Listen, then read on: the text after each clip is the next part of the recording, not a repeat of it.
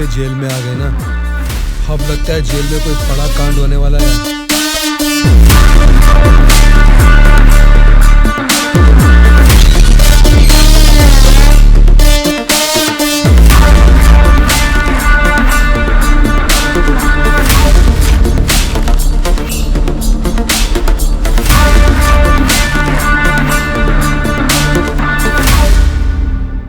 उसे कब मारने का सोचा है? हो सके तो आज ही।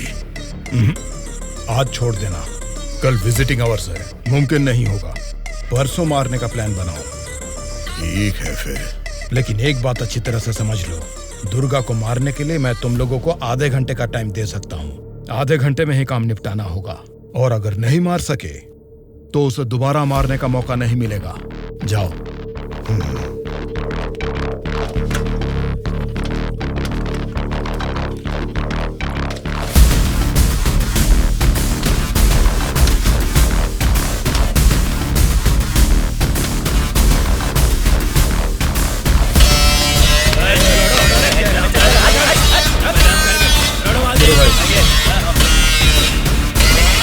आगे चल, चलना। ये सुना नहीं क्या?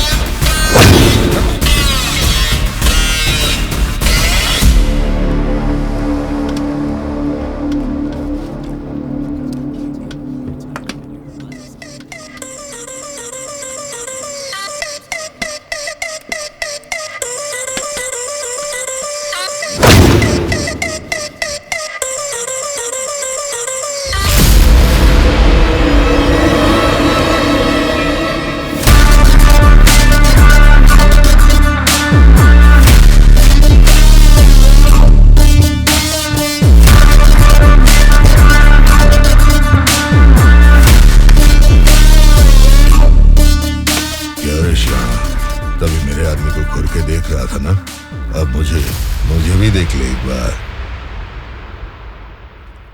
ए, बहरा है क्या? आंखें निकाल कर गोटियां खेलूंगा। ए, बोलना। तेरे से बात करे ला रे, समझ में नहीं आता भाई क्या बोल रहा है। ए, देखना, एक बार देख मुझे।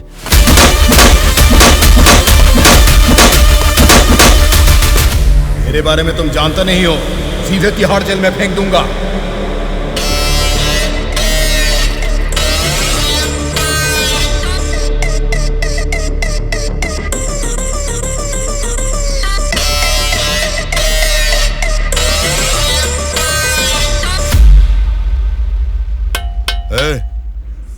तुझसे मिलने कोई आया है, मिल ले।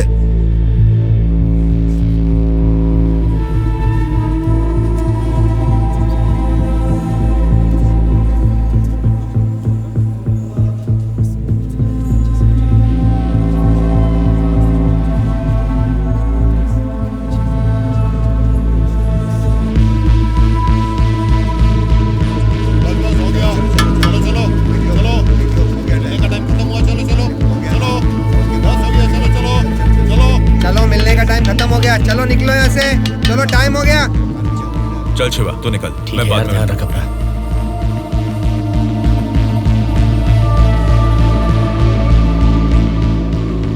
शिवा, भावना कैसी है? देखा, अभी याद आई ना तुझे उसकी? मुझे लगा तू भूल गया था।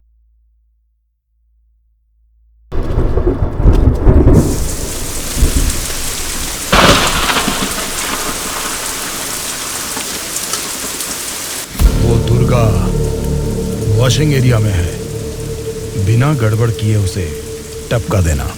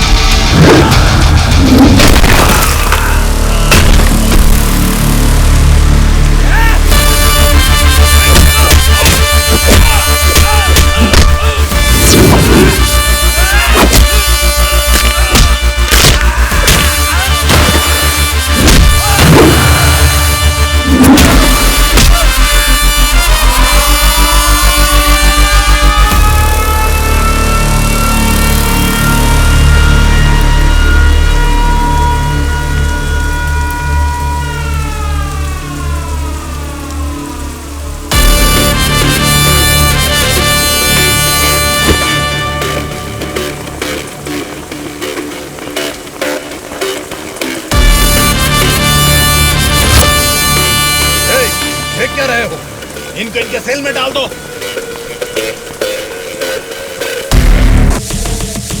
आधी रात को अचानक मीटिंग रख के आप सबको यहाँ बुलाने के लिए मुझे माफ कीजिए। कोई बात नहीं मैडम, आपके लिए, अपने पार्टी के लिए इतनी तकलीफ तो ले सकते हैं। वैसे इस मीटिंग में क्यों बुलाया हमें मैडम?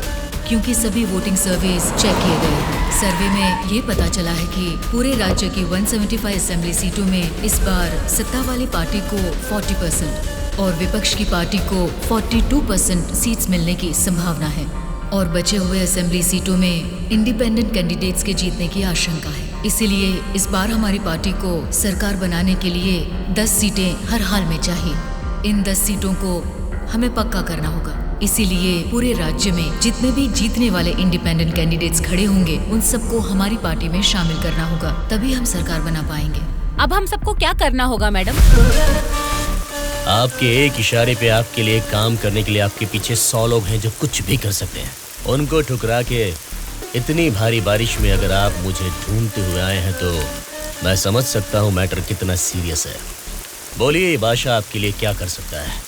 राज्य भर में जीतने वाले उन इंडिपेंडेंट कैंडिडेट्स के ऊपर हमें जल्द से जल्द ग्राउंड लेवल पर काम शुरू करना होगा। विपक्षी पार्टी कोशिश करे उससे पहले हमें ही उनको खरीदने की कोशिश करनी है। आज इस उम्र में भी इतने सालों से मैं एक विपक्ष की पार्टी ही चला रही हूँ बादशाह। इसीलिए चाहे कुछ भी हो जाए सरकार तो हमारी ही बननी चाहिए बादशाह। आपकी बात सही है मैडम, लेकिन इस दरमियान सरकारी पार्टी से मिला हुआ वो गुंडा दुर्गा हमारी तरफ आने वाले इंडिपेंडेंट्स को अपनी तरफ नहीं खींचेगा, इसकी क्या गारंटी है? काटने वाले कुत्ते को बांध के रखते हैं, इसीलिए इस बार उसके ऊपर नॉन बेलेबल केसेस लगवाकर उसे जेल में बंद रखा है। इसका मतलब हमारे लिए कोई खतरे की बात नहीं है ना मैडम? इस काम को अंजाम देने के लिए तुम्हें एक काम करना होगा। क्या करना है बोलिए मैडम। सेंट्रल जेल में एक कैदी है।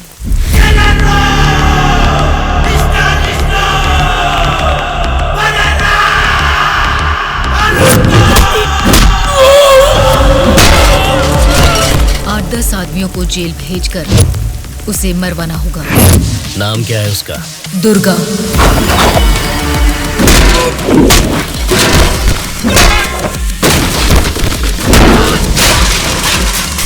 He is the most dangerous animal.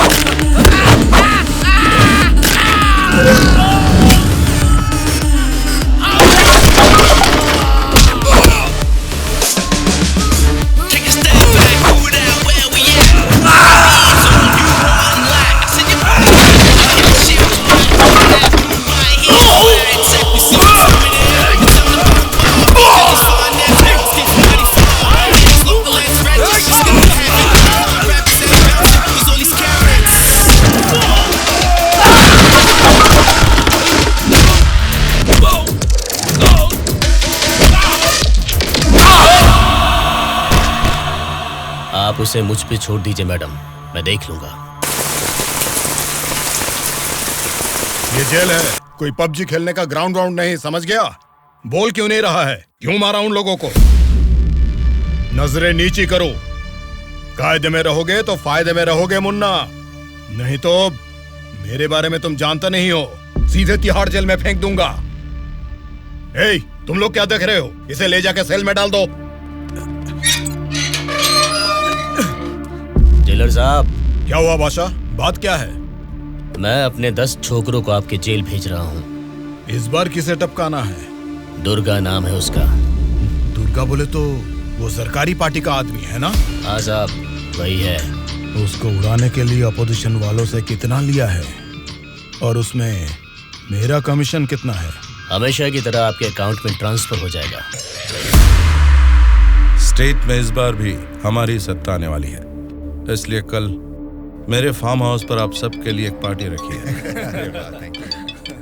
Hello sir, CM sir. Central jail से जेलर मधुसूदन बोल रहा हूँ सर। आपको एक खास बात बताने के लिए ही मैंने फोन किया। क्या बात है, बोलो। जेल में आए हुए आपके लोगों को मारने के लिए अपोजिशन वालों ने सुपारी दिया है सर। अगर आपको आपके लोगों की जरूरत नहीं है तो मैं बीच में नहीं आऊंगा, लेकिन अगर आपको इनकी जरूरत अभी भी है तो अपनी जान पर खेलकर भी मैं उन्हें बचा लूंगा। अब आप बताइए, आप किन लोगों को मैं बचा लूं या फिर उनके हवाले छोड़ दूं? मुझे जरा 10 मिनट का टाइम दीजिए। ठीक है सर, मैं आपके कॉल का इंतजार करूंगा।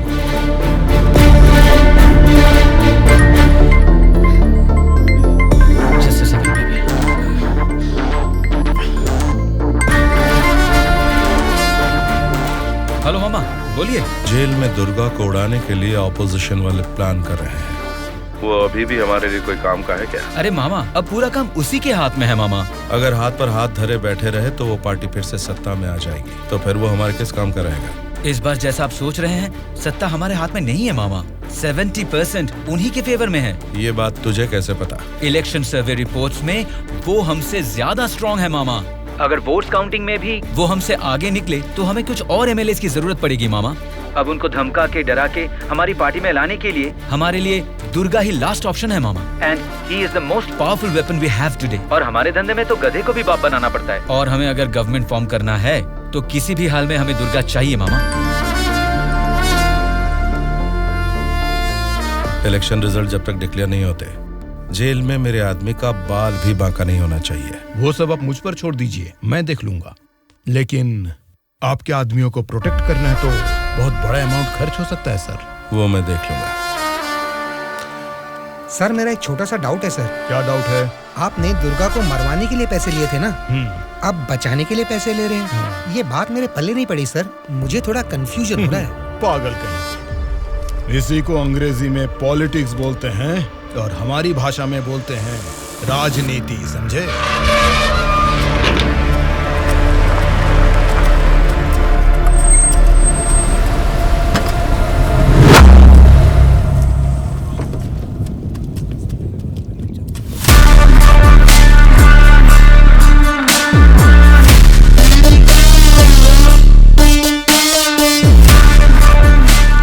ये लोग फिर से जेल में आ गए ना।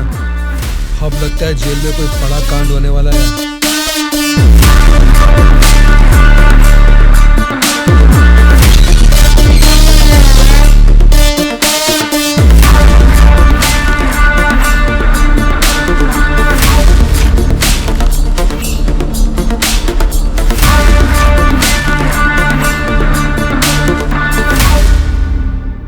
उसे कब मारने का सोचा है? हो सके तो आज ही।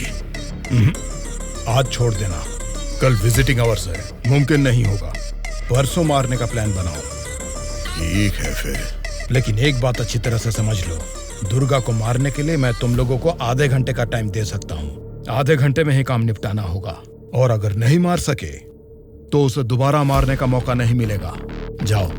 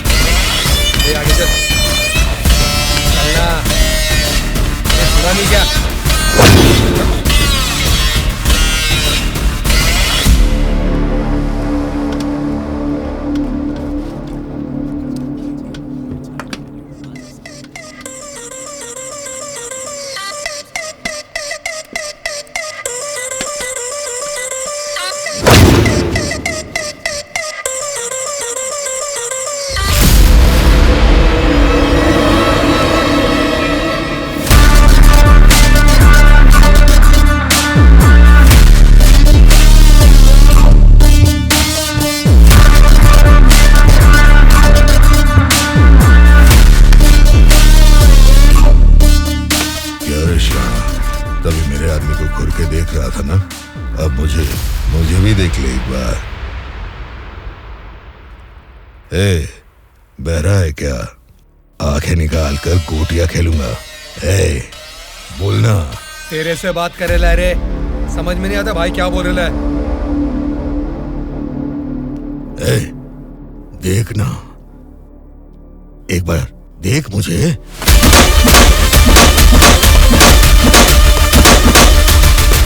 मेरे बारे में तुम जानते नहीं हो, सीधे तिहाड़ जेल में फेंक दूंगा।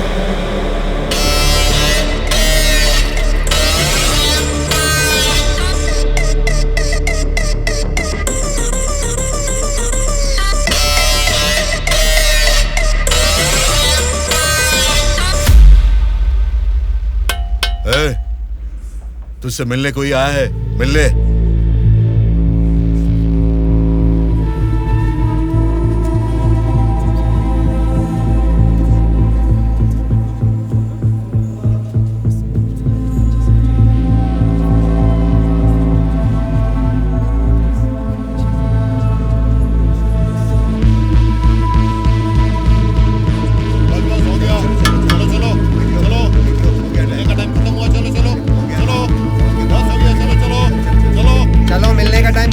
चलो निकलो यहाँ से, चलो टाइम हो गया। चल शिवा तू निकल, मैं बाद में ध्यान रख अपना।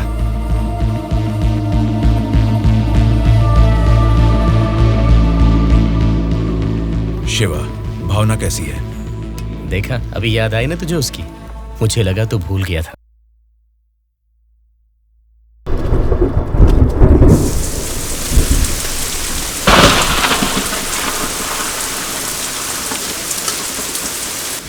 दुर्गा वॉशिंग एरिया में है, बिना गड़बड़ किए उसे टपका देना।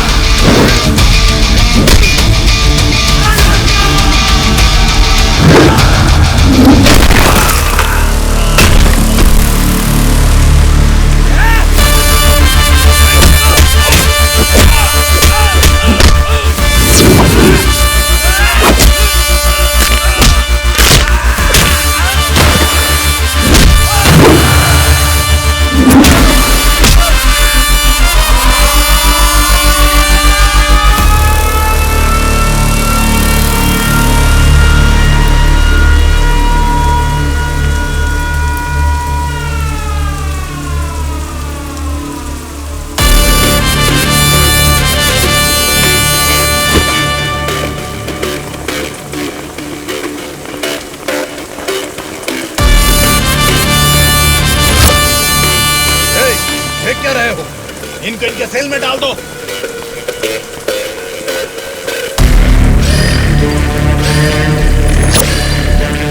हाँ जेलर साहब। यो बादशाह, तुम और 10 लोगों को भेजोगे ना तो भी जेल में उस दुर्गा को नहीं मार सकोगे। क्या हुआ जेलर साहब? क्या हुआ है? तुमने जिन 10 लोगों को भेजा उन्हें उसने कुत्ते की तरह पीटा। मुझे तो लगता नहीं है उनमें से एक भी जिंदा बचेगा। आइंदा जेल के अंदर ऐसी बचकानी हरकत मत करना। जेल के बाहर ही निपटाओ। प्लानिंग जेल के बाहर करो। रखो फोन।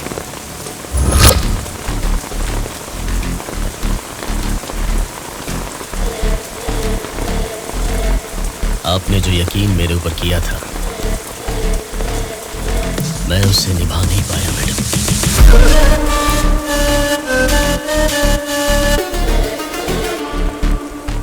आप ये गन लीजिए मैडम। इस गन से मुझे अभी इसी वक्त यहीं पे मार दीजिए, नहीं तो मुझे एक और मौका दीजिए। मैं खुद जेल में जाकर उस दुर्गा को मारूंगा।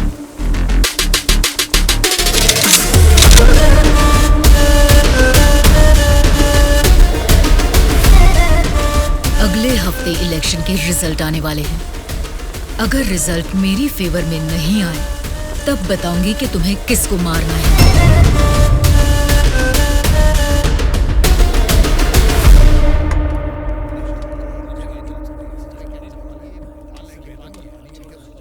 मेरा नाम दुर्गा है। सूर्या।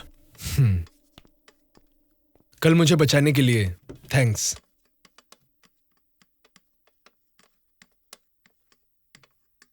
तुम्हारे बारे में सुना था, तुम किसी मर्डर केस में जेल आए हो।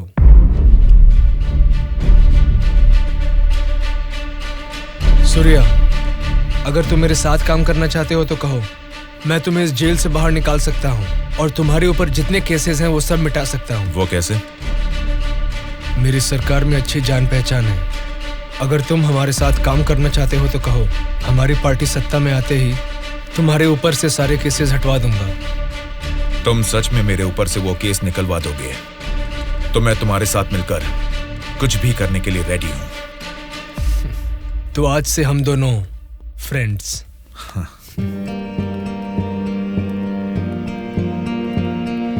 अच्छा, उस दिन वो लोग तुम्हें मारना क्यों चाह रहे थे? ऑपोजिशन वाले तो मुझे कई दिनों से मारने की कोशिश कर रहे थे, क्योंकि उन्हें इस बार जेल में मौका मिल गया, इसीलिए वो मुझे मारने आ गए।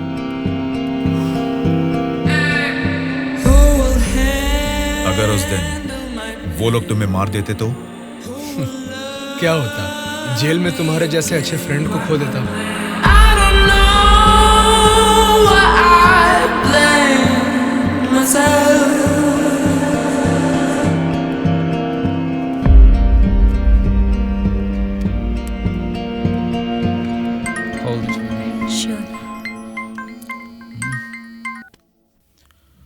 हेलो, मैं दुर्गा बोल रहा हूँ। बोलो दुर्गा। यहाँ जेल में मैं एक आदमी से मिला। किसी छोटे मोटे मर्डर केस में अंदर आया है, लेकिन उसकी हिम्मत अलग ही लेवल की है भाई। वो तो ठीक है, लेकिन क्या वो हमारे काम आएगा? बेशक वो हमारे काम आएगा भाई। ठीक है, इस बार इलेक्शन रिजल्ट्स अगर हमारे फेवर में नहीं आए तो तुम्हें बाहर आना पड़ेगा। ठीक है भाई। तब मैं मामा से बात करके तुम्हारे साथ उसको भी बाहर लाने का प्लान करूंगा।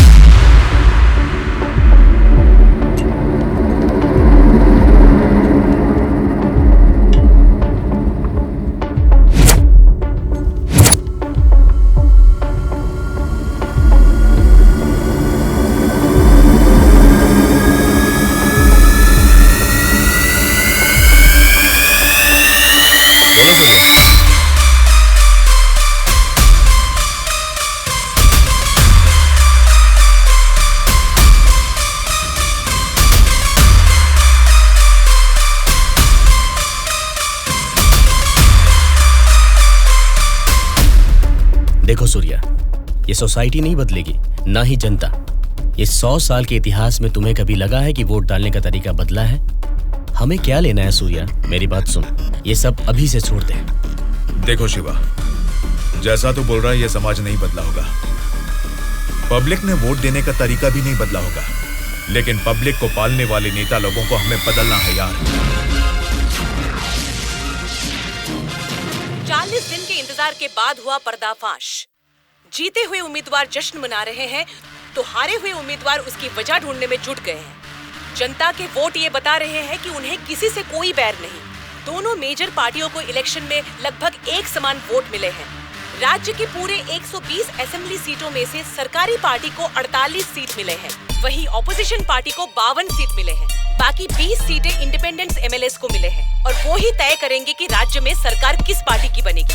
अब उनमें से कितने लोग कौन सी पार्टी को समर्थन करेंगे, राज्य की सत्ता कौन सी पार्टी को जाएगी, ये सब जानने के लिए शक्ति परीक्षण होने तक सबको इंतजार करना होगा। ये क्या है सर, इस बार ऐसे कैसे हो गया? अब हम क्या करेंगे सर?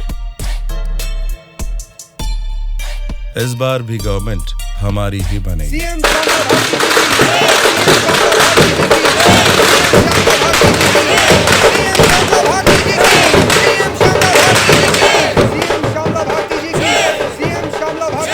मैडम, इस बार सरकारी पार्टी से आपकी पार्टी लीड में है। इस बार में आपका क्या कहना है? जनता को अब हमारे ऊपर यकीन आ गया है, इसलिए इस बार हमारी पार्टी लीड में है। Thank you. श्यामला भारती जी की, सीएम श्यामला भारती जी की, सीएम श्यामला भारती जी की, सीएम श्यामला भारती जी की, सीएम श्यामला भारती जी की, सीएम श्यामला भारती जी की, सीएम श्यामला भारती जी की, सीएम श्यामला भारती जी की।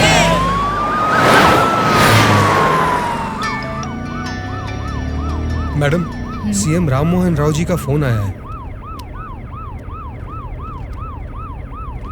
बोलिए एक्स सीएम राम मोहन राव जी, कैसे लगे आपको इस बार के इलेक्शन के नतीजे? इस बार 4 सीट आपको ज्यादा मिली है, ऐसा सोचकर ये मत समझिए कि जीत आपकी हुई है। मिस श्यामला भारती जी, आपको सरकार बनाने के लिए आपकी पार्टी का और 10 एमएलएस की जरूरत है। अगर 10 एमएलएस को खरीद लिया तो भी 10 दिन के अंदर शक्ति परीक्षण के लिए उनका वहाँ होना बहुत जरूरी है। तो जाहिर है कि आपकी पार्टी को मेरी पार्टी से भले 4 सीटें ज्यादा आई है या मेरी पार्टी को 4 सीटें कम आई है, तो भी आखिर में असेंबली में आपकी जगह हमेशा की तरह विपक्ष में ही रहेगी। ये बात मत भूलिएगा मिस श्यामला भारती जी।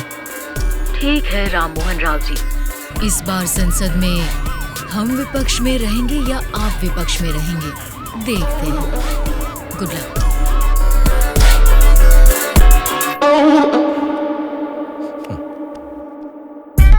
ये जानते हुए कि हमारी पार्टी लीड में है, ये राम मोहन राव कॉन्फिडेंटली कह रहा है कि हमारी पार्टी जीत नहीं सकती। इससे ये साफ पता चलता है कि हमारी पीठ पीछे साजिश हो रही है। हम एक लीडिंग पार्टी है, हमें हमारी पार्टी को सत्ता में लाने के लिए उन 20 इंडिपेंडेंट्स को हमारी पार्टी में लाने का कोई न कोई तरीका ढूंढना होगा। हमें उन 20 लोगों को जल्द खरीदना होगा मैडम, और उसका केवल एक ही रास्ता है। कौन सा रास्ता? अनंतगिरी में 20 साल से ना हारने वाले कल्याण प्रसाद को हमें सबसे पहले खरीदना होगा मैडम। उसी को क्यों?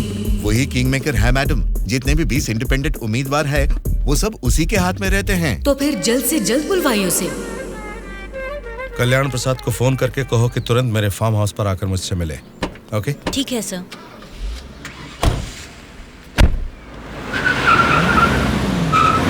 लगता है सब लोग आ गए हैं, तेरी वजह से ही लेट है। हाँ रुको रुको। नमस्कार मैडम।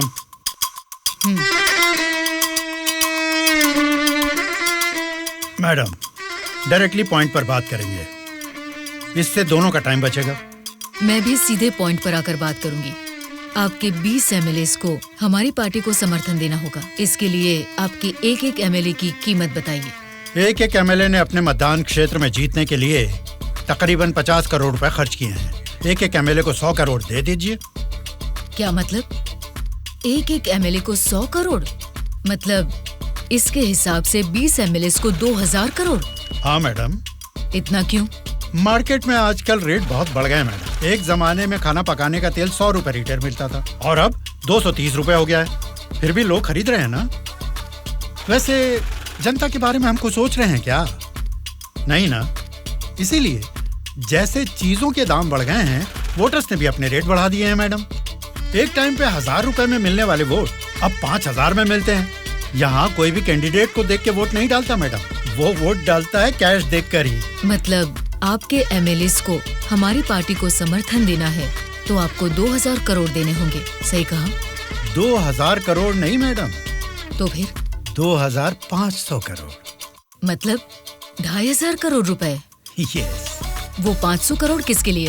वो मेरा कमीशन है मैडम। आपका कमीशन 500 करोड़ है? जी मैडम, मैं आपको कोई प्याज टमाटर थोड़ी ना बेच रहा हूँ। इस राज्य की सत्ता 5 साल के लिए दे रहा हूँ आपको। इसके बदले में एक छोटी सी 500 करोड़ की रकम कमीशन लेने में कोई गलती नहीं है madam.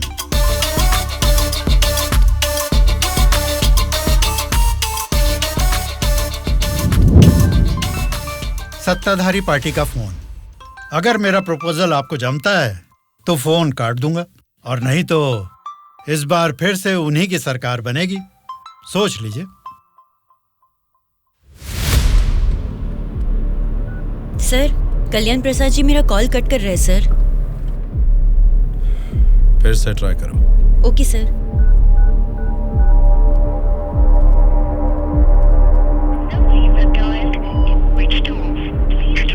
Sir, phone switch off आ रहा है सर। ठीक है, उसे वॉइस मैसेज भेज दो। Okay sure sir. आपने 2,500 करोड़ मांगे जो मैं दे रही हूँ। कोई गलती नहीं होनी चाहिए। शक्ति परीक्षण वाले दिन हमारे 20 एमएलए आपके पीछे दुम हिलाते हुए चलेंगे। आप जहाँ साइन करवाएंगी वहाँ करेंगे। अब आप सीएम पद की शपथ लेने के लिए तैयारी कीजिए मैडम। लेकिन उसके पहले हमें एक काम करना है। वो क्या है मैडम? आपने मुझसे हाथ मिला लिया है, ये खबर राम मोहन राव को जरूर पता चल जाएगी। हमें हमारे एमएलएस को सेफ रखना होगा। इसलिए उन सभी एमएलएस को राम मोहन राव से सेफ रखने के लिए मैंने बेंगलुरु में एक स्टार होटल पूरा बुक कर लिया है। शक्ति परीक्षण होने तक वो सारे उधर ही रहेंगे। आपके एमएलएस के साथ हमारे एमएलएस को भी मिलाकर उधर भेजेंगे तो वो सब साथ में वहाँ सेफ रहेंगे। आपकी बात सही है मैडम, पर उस राम मोहन राव के डर से सिटी से इतनी दूर बेंगलुरु में एमएलएस को रखने की जरूरत नहीं है मैडम। वो क्या है ना, शहर के बीचों बीच मेरे कंट्रोल में एक जगह है जिसके बारे में किसी को नहीं पता। ये 10 दिन हम अपने एमएलएस को वहीं छिपाएंगे तो टाइम भी सेव होगा और अपने लोग अपने ही साथ हैं ये भरोसा भी रहेगा। लेकिन उतनी सेफ प्लेस इस सिटी में कहाँ है? सॉरी मैडम, शक्ति परीक्षण होने तक उस जगह के बारे में मैं आपको भी नहीं बताऊंगा। ठीक है, फिर आपके एमएलएस के साथ हमारे एमएलएस को भी आपकी बताई हुई जगह पर भेजूंगी। देखना कोई भूल ना हो। Okay madam. सत्या। हाँ सर। सर, श्यामला भारती जी ने कल्याण प्रसाद जी को 2,500 करोड़ में खरीद लिया। अब हमारी हालत क्या होगी सर? हमारी सरकार गिर गई क्या? सर, इलेक्शन में मैंने 100 करोड़ खर्च किया। अब मेरा क्या होगा सर? बताइए सर। बस चुप हो जाओ। परेशान होने की जरूरत नहीं है। शक्ति परीक्षण में अभी टाइम है। मैं जानता हूं मुझे क्या करना है। आपकी बात मुझे समझ आ गई। अभी मुझे क्या करना है बोलिए। अनऑफिशियली किसी भी हालत में दुर्गा मुझे जेल से बाहर चाहिए, चाहे जितने भी पैसे लग जाएं। तुरंत जेलर से बात करके काम को अंजाम दो। ठीक है मामा, पर एक रिक्वेस्ट है। बोलो क्या है? दुर्गा के साथ एक और आदमी को जेल से बाहर निकलवाना है मामा। कौन है वो? उसका नाम है सूर्या। उसकी गट्स, उसकी हिम्मत, वो अलग ही लेवल की है। हो सकता है, लेकिन किसी भी अनजान आदमी के ऊपर इस तरह से आंख मूंद कर भरोसा कैसे कर सकता है? ये स्टेट गवर्नमेंट का मामला है।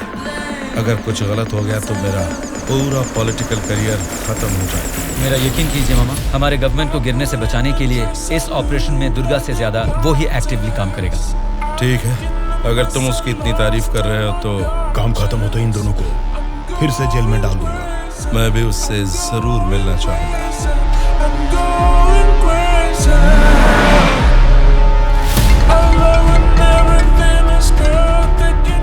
हेलो मैडम, मुझे आपको एक इन्फॉर्मेशन देनी है। हाँ बोलिए। जेल से दुर्गा भाग गया है। अपने एमएलएस को संभालिए।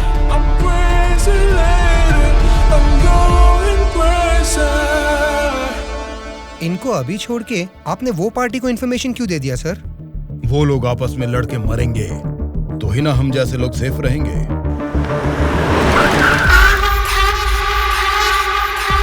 आज रात यहीं पे रुकना। कल सवेरे 8 बजे मामा से मीटिंग हो सकती है। कॉल आते ही यहाँ से निकल जाना। मैडम, कल रात ही मैंने अपने सभी लोगों को सेफ जगह पर शिफ्ट किया है और यहाँ वो सारे लोग बहुत ही एंजॉय कर रहे हैं। वो ठीक है, पहले मेरी बात सुनिए। बोलिए मैडम। सरकारी पार्टी वाले जेल से उस दुर्गा को बाहर लेकर आए हैं, ये इन्फॉर्मेशन आई है। मैं नहीं जानती तुम क्या करोगे, लेकिन हमारे सभी एमएलए सेफ रहने चाहिए। मैडम, दुर्गा जैसे 10 लोग भी जेल से बाहर आ जाए ना, तो भी हमारे एमएलए कहाँ है पता लगाना मुश्किल है। फिर भी सामने वाली पार्टी प्लान कर रही है, तो इसका मतलब हमें संभल के रहना है। आप टेंशन मत लीजिए, शक्ति परीक्षण होने तक उनको ही नहीं, आपको भी आपके एमएलए कहाँ है पता नहीं चलेगा। ऐसा प्लान किया है। ठीक है, जो भी करो संभाल कर।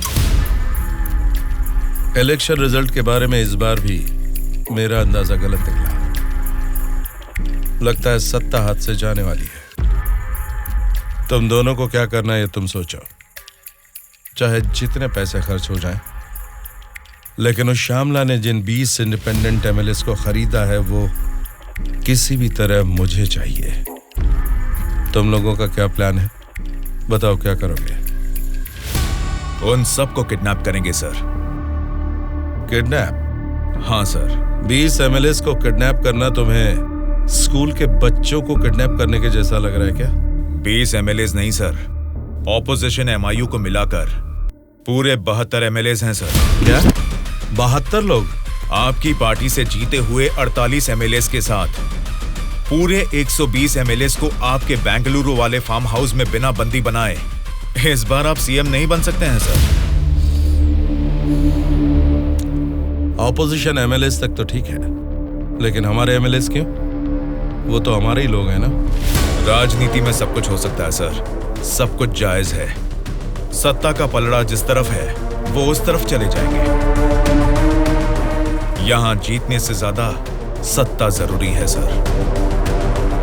अभी की सिचुएशन में अपने एमएलएस को हमें ही बचाना है सर, इसलिए हमें उनके साथ हमारे एमएलएस को भी बंदी बनाना ही होगा सर। तुम्हारा प्लान सुनने में तो ठीक ही लग रहा है, लेकिन ऑपोजिशन एमएलएस को किडनैप कैसे करोगे? यह मुमकिन है क्या? सत्ता की जंग हर कोई जीतना चाहता है, पर जीत सिर्फ एक की ही होती है और उसी को वीर कहते हैं। मैंने आपको जिसके बारे में बताया था ये वही है सर। तो जरा बताओ कि शुभ काम का मुहूर्त कब है? इस शुक्रवार को ही आपके सभी एमएलएस को बस में बिठा के दुर्गा को सौंप दीजिए। दुर्गा उनको बेंगलुरु हाईवे के एक ढाबे पर लेकर आएगा। इसी बीच ऑपोजिशन के सभी एमएलएस को किडनैप करके लाने का जिम्मा मेरा होगा। गुड। तुम्हारे प्लान के साथ तुम्हारा कॉन्फिडेंस भी मुझे अच्छा लगा।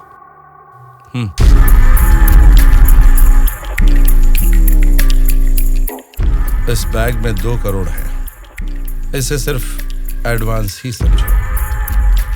जैसा सोचा है, अगर काम वैसा ही हुआ तो तुम्हारे ऊपर जितने भी केस हैं उनको हटाने के साथ ही इस तरह के कई बैग्स तुम्हें मिलेंगे।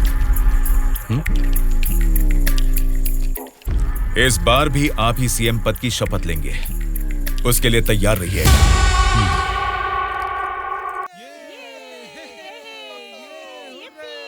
कल्याण प्रसाद के फोन का लास्ट कॉल लोकेशन कल रात 11 बजे का गुलजार हाउस में दिखा रहा था। तभी से लेके अब तक वो किसी के टच में नहीं है।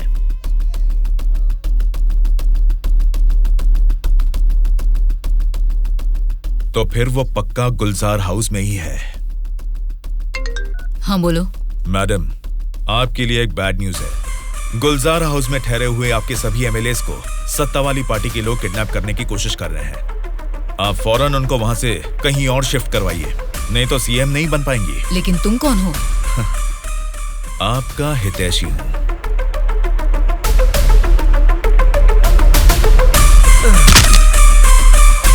चलिए बैठिए आप लोग अंदर।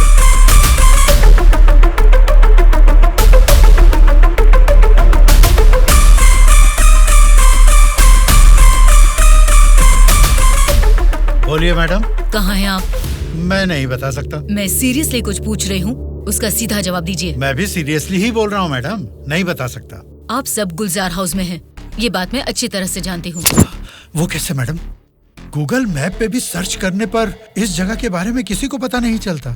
सिर्फ मुझे ही नहीं बल्कि सरकारी पार्टी वालों को भी पता है कि आप सब कहाँ छुपे हो। अब क्या करें मैडम? उनके वहाँ पहुँचने से पहले निकलो वहाँ से और अपने साथ सभी एमएलएस को वहाँ से शिफ्ट कर दो। लेकिन अभी के अभी इतने एमएलएस को कहाँ शिफ्ट करेंगे मैडम?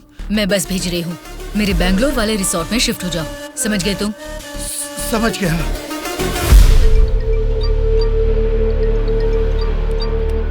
जी मैडम। बादशाह, तुम्हें मेरा एक काम करना होगा। बोलिए मैडम। हमारे सभी एमएलएस को हम अर्जेंटली एक बस से बैंगलोर रिसोर्ट में शिफ्ट कर रहे हैं। हमारी बस सेफली बैंगलोर पहुंचे तब तक तुम्हें उसे फॉलो करना है। ठीक है मैडम। तुरंत अपने आदमियों के साथ बैंगलोर हाईवे पर वेट करो। Okay madam.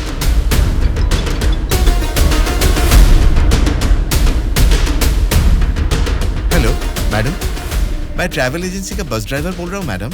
कहाँ पहुँचे तुम? मैं बिल्कुल सही लोकेशन में पहुँच गया हूँ मैडम। ठीक है, हमारे लोग वहाँ आएंगे, वेट करो। ठीक है मैडम।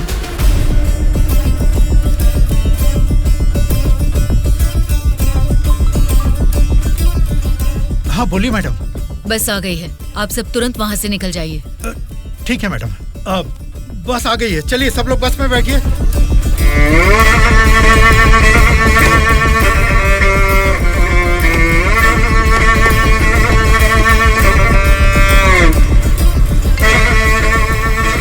मैडम सब लोग बस पे चढ़ गए मैडम। अभी निकल सकते हैं क्या मैडम? Okay madam. बोलो सूर्या। दुर्गा, हमारा प्लान सक्सेस हुआ। अब सभी एमएलएस मेरे कब्जे में हैं। तुम हाईवे के ढाबे पे वेट करो, मैं अभी पहुंचता हूँ। ओके। क्या रे, कुछ पता? बोली मैडम। बस निकल गई है और थोड़ी ही देर में बैंगलोर हाईवे एंटर करेगी। अगर कोई भी हमारी बस को फॉलो करता हुआ दिखे तो उसे वहीं मार देना।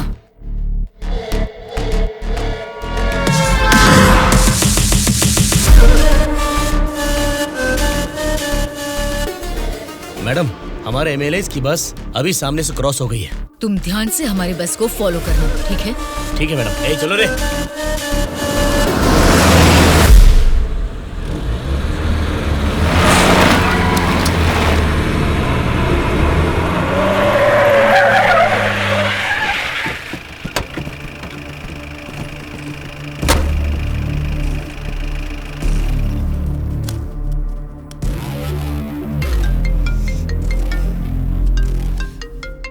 बोलो बादशाह। हाँ मैडम, अभी हमारी बस हाईवे के बाजू में एक ढाबा के पास रुकी हुई है। नाइट जर्नी है ना बादशाह, चाय कॉफी पीने के लिए रुके होंगे। अब इतना भी फोन करके बताओगे? Madam madam. अब क्या हुआ बादशाह? हमारे बस के पीछे ही एक और बस आके रुकी है। और एक बस? हाँ मैडम, देखने में तो सरकारी पार्टी की एमएलए की बस लग रही है। क्या सरकारी पार्टी के एमएलए की बस? हाँ मैडम, पक्का उन्हीं लोगों की बस है मैडम। सच में? लेकिन उनकी बस वहाँ क्यों आई है?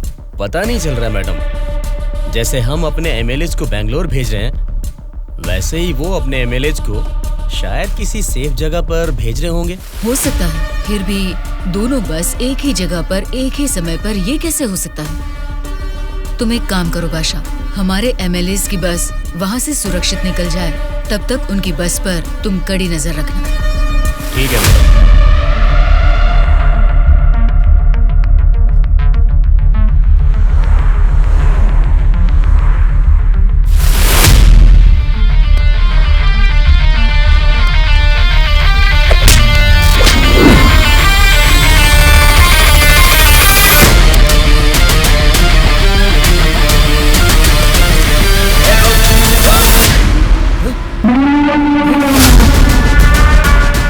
बोलो बादशाह। हमारे बस ड्राइवर ने सरकारी पार्टी के बस ड्राइवर दुर्गा को मार के उनकी बस को भी हमारे बस ड्राइवर ही ड्राइव करके ले जा रहे हैं मैडम। व्हाट? उनकी बस को हमारे ड्राइवर क्यों ले गए हैं? मुझे भी कुछ समझ में नहीं आ रहा मैडम। ठीक है, मैं अपने ड्राइवर को फोन करके पता लगा लूंगी। पहले तुम हमारी बस को फॉलो करो। Okay madam. Hello madam. Anwar, क्या कर रहे हो तुम लोग? कुछ लोग आके मुझे मार के हमारी बस को लेके गए मैडम। बोली मैडम। बादशाह, वो लोग अपने ड्राइवर नहीं हैं, कोई क्रिमिनल्स हैं। उनका पीछा करो। Stop them right now. ठीक है मैडम।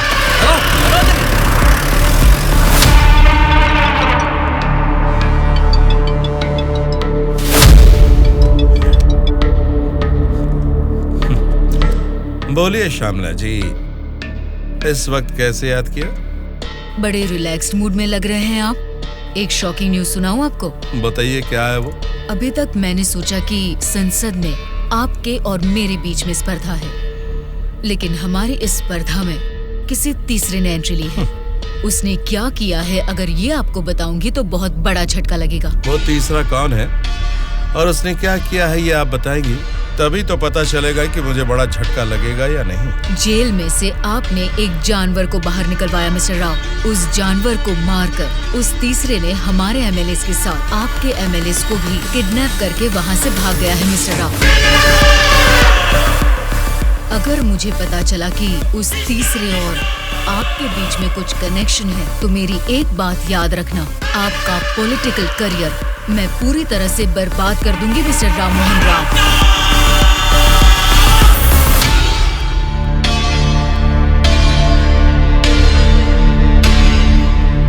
क्या हुआ मामा? उस दुर्गा को कॉल कर।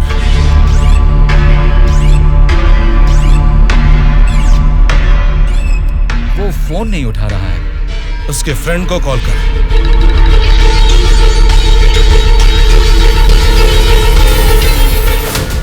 मेरे पॉलिटिकल करियर में ये फर्स्ट टाइम है जब मैंने किसी पर यकीन करके धोखा खाया।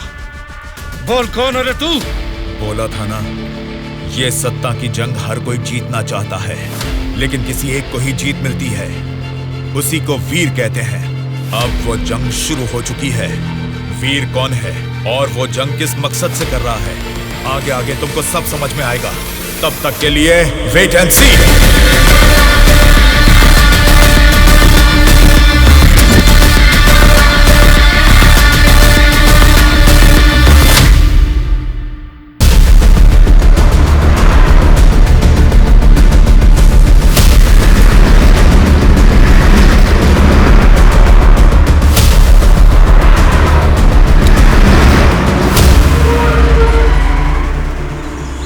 ये कौन सी जगह है? बेंगलुरु रिसोर्ट बोले थे, गलती से किसी और रूट में तो नहीं आ गए? घना जंगल लग रहा है ये तो।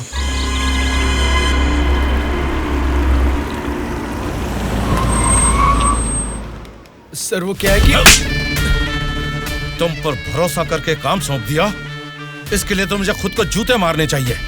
अपना ये चेहरा फिर मुझे कभी मत दिखाना। पता नहीं कहां से एक अनजान आदमी को लाकर मेरे सर पर बैठा दिया। अब देखो उसने क्या किया है। सॉरी मामा। मर जाओ जाकर। उस डीजीपी को फोन करके फार्म हाउस में आने के लिए कहो। ओके मामा। क्या रे, हमारी पार्टी ज्वाइन करने के लिए इस जंगल में आ गए तुम लोग? अरे जब लीड में हम हैं तो तुम्हारी पार्टी में आने की नौबत क्यों आएगी हमें? लीड में हम हैं बोलकर तुम सब लोग हमारी पार्टी में आ गए। देख लो, कुछ अकल है कि नहीं? वाली लीड नहीं, जीतने वाली भी अपनी ही पार्टी है। रुक जाओ, क्या है ये? इतना शोर कर रहे हो? आपस में लड़के कुछ नहीं मिलने वाला। हमें कुछ भी बोलिए, लेकिन हमारी पार्टी को कुछ मत बोलना, समझ गए? जरा सामने आओ और अपनी पार्टी की ताकत दिखाओ। हमारी पार्टी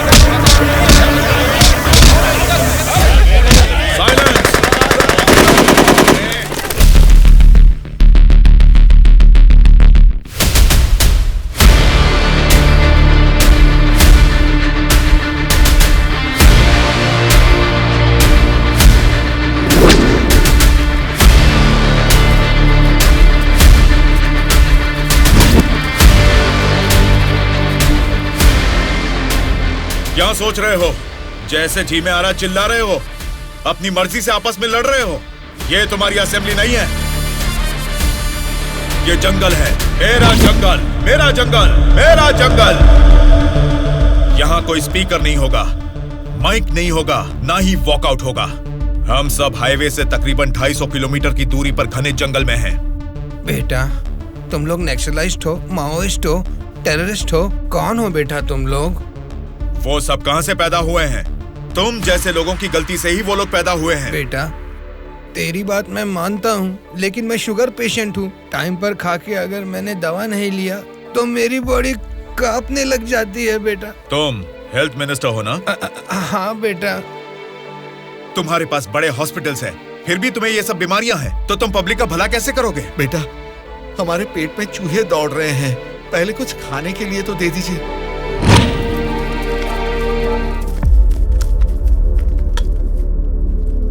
ये क्या खाना है? ये तो जेल के खाने से भी बदतर है। क्यों रे? तेरी राशन की दुकान में यही चावल तो बिकता है, फिर वो लोग कैसे खाते होंगे, कभी सोचा है?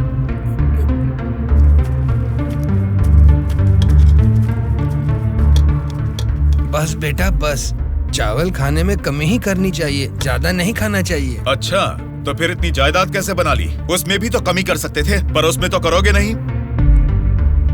देखो बेटा, तुम्हारी बातें और करतूतें तो कमाल की हैं, लेकिन कमी है तो बस चेहरा नहीं दिखाया तुमने, जरा वो भी दिखा दो। तुझसे देखा नहीं जाएगा। बाप रे, इतना डरावना है तुम्हारा चेहरा? तो फिर देखो। हाँ तो फिर दिखाओ ना।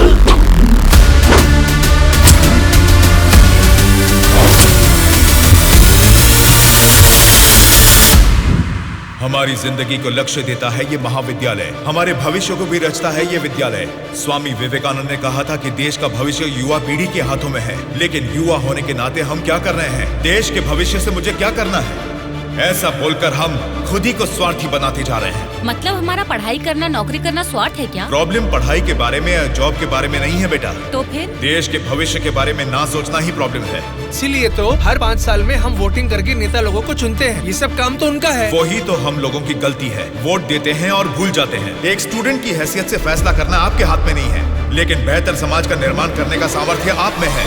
उन लोगों को खड़ा करके पूछने का हक भी आपको है। जब आप लोग ऐसा करेंगे तब स्वामी विवेकानंद की बात सच होगी कि देश का भविष्य युवाओं के हाथों में है। जाल खरीदने के लिए पैसे देंगे, नाव खरीदने के लिए लोन देंगे।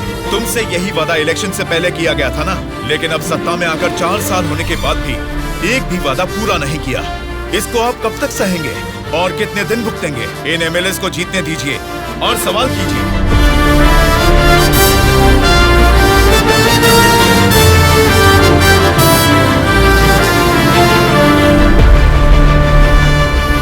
18 साल की उम्र होने के बाद ही हमारे देश में मतदान का हक क्यों दिया जाता है जानते हो? ताकि हम एक सही नेता को चुन सके। लेकिन हम क्या कर रहे हैं? हम बिना सोचे समझे और उनसे पैसे लेकर वोट डाल रहे हैं। अगर ऐसा ही चलता रहा तो कल को आपके बच्चे और फिर उनके बच्चे, हर किसी को इसी तरह की परेशानी होगी। हमें अब बिना सोचे समझे और पैसे लेकर वोट डालने की इस प्रथा को खत्म करना ही होगा। और अगर हमने ऐसा नहीं किया तो सबका नाश निश्चित है। आने वाली पीढ़ी को हम ये बताएंगे कि वोट की जो ताकत है उससे सरकार बदल सकते हैं।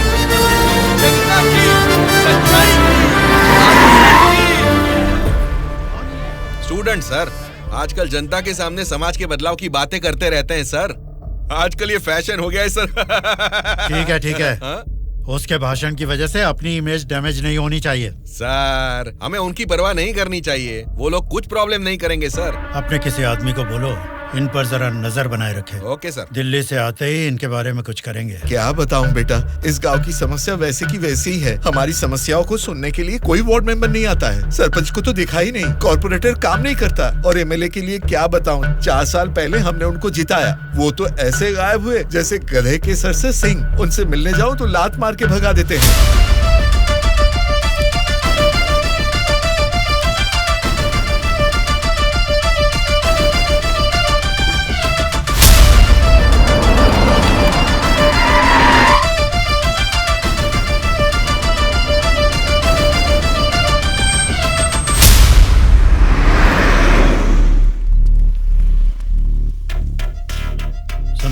हाँ सर। हम बगल वाली स्टेट में गए थे ना? हाँ सर। तो ये यूएस गए थे, ऐसा फ्लेक्सी क्यों लगा है? हाँ सर। चलो लगे रहने दो सर। फोटो अच्छी है। लगाया किसने इसको? और कौन सर, वो स्टूडेंट्स ही हैं।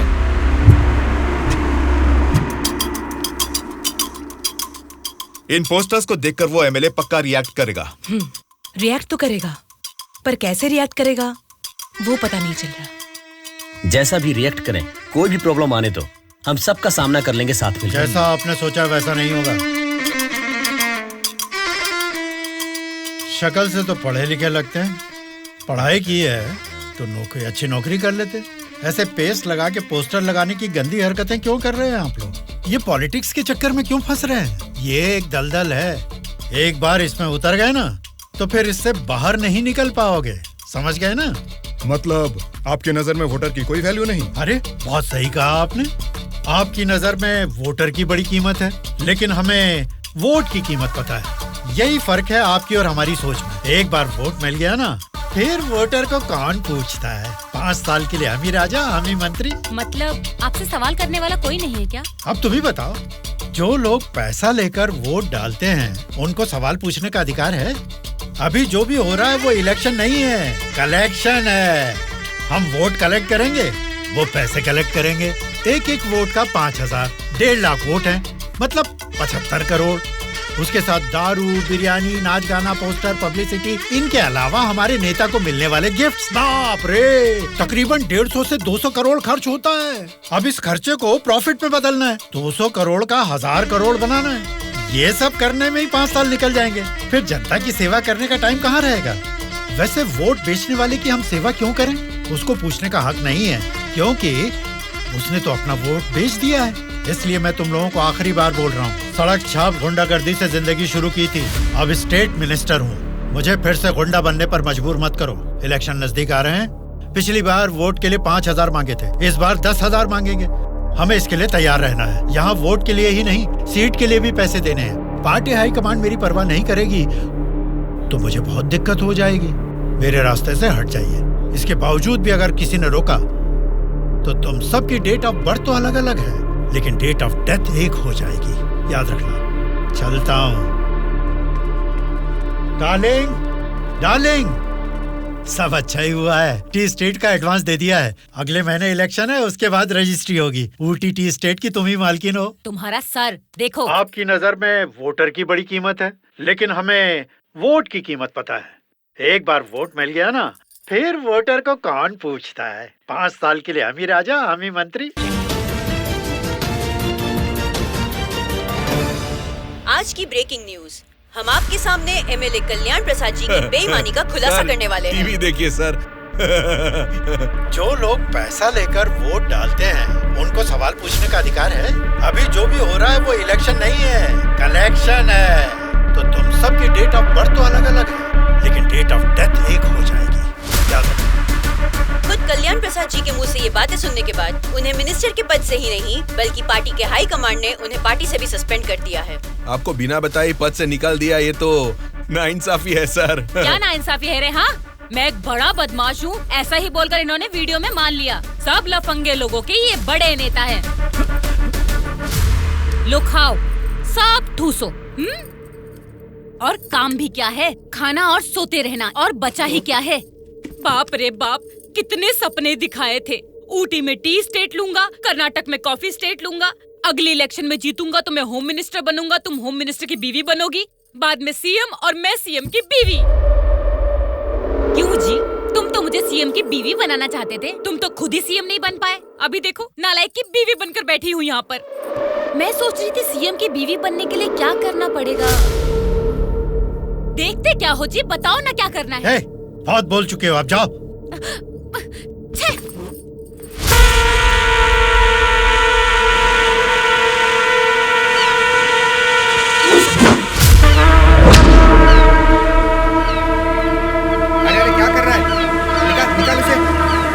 माफ कीजिए सर, अपने लोग हैं, मछली पकड़ना सीख रहे हैं। गलती से आपके ऊपर गिर गया, आप जाइए सर।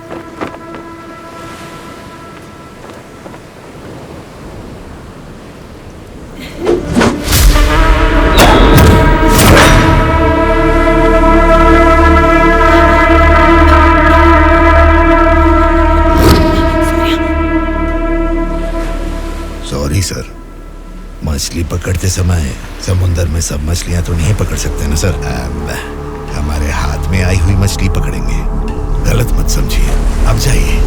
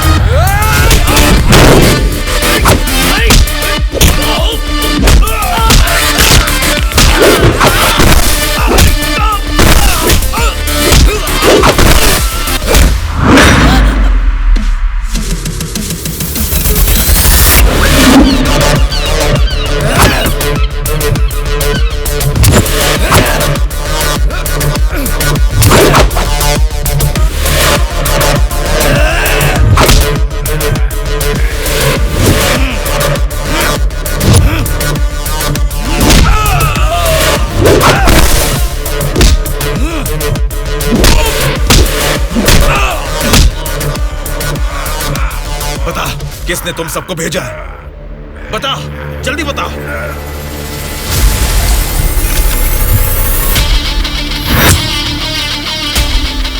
इतना हैरान क्यों है? मरा हुआ आदमी तेरे सामने जिंदा कैसे खड़ा है, यही सोच रहा है ना तू? मुझे मारना तेरे बस की बात नहीं है, ना ही तेरे बाप से हो पाएगा। वोट देना हर एक का हक है, उसे पैसे देकर मत खरीदो। एमएलए एक रिप्रेजेंटेटिव होता है जो लोगों की समस्याओं को सरकार के पास लेकर जाता है, बल्कि ये नहीं कि वो उस क्षेत्र का राजा बनकर बैठे। जस्ट एक कर्मचारी है। तुम सब कुछ भूल गए हो, इसलिए याद दिलाने के लिए पोस्टर्स लगाए, लेकिन तुम तो समझ ही नहीं पाए।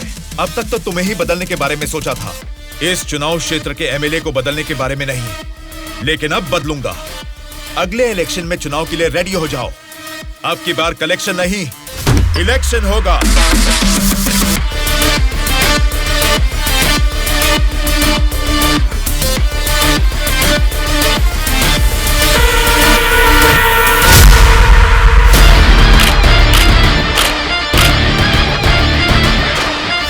Vote for Vinay, vote for विनय।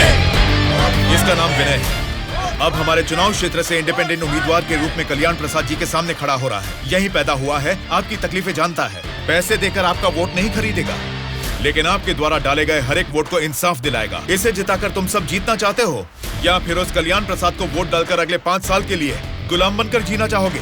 ये आपकी मर्जी है। भैया, अभी तक पैसे लेके वोट देते थे, लेकिन अब भले काम के लिए वोट देंगे हम। अभी तक हमें कोई ऐसा नहीं मिला जो हमारा साथ दे। आप खड़े हो भैया, इस बार हम वोट आप ही को देंगे।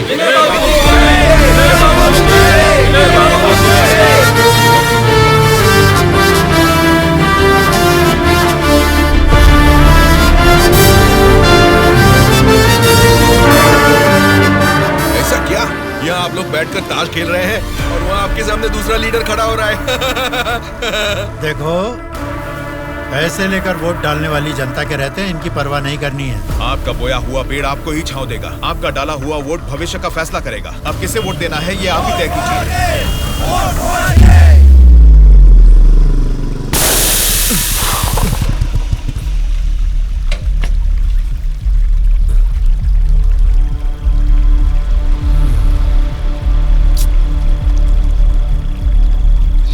पंचर बना लो, पंचर। क्या बाबू, गाड़ी पंचर क्या?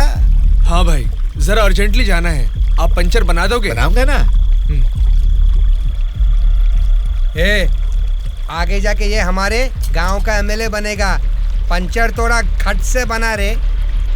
तुम्हारे रोज जाने वाले रास्ते में अचानक तुम्हारी गाड़ी पंक्चर हो गई है, फर्क नहीं दिख रहा है क्या? उसके साथ जैसे गाड़ी पंक्चर हुई तभी पंक्चर वालों का हाजिर होना अजीब नहीं लग रहा है? वैसे तो इलेक्शन में खड़े होना भी अजीब बात है। आप तो एमएलए बन जाएंगे, असेंबली में चले जाएंगे, अपन तो इधर ही रह जाएगा ना।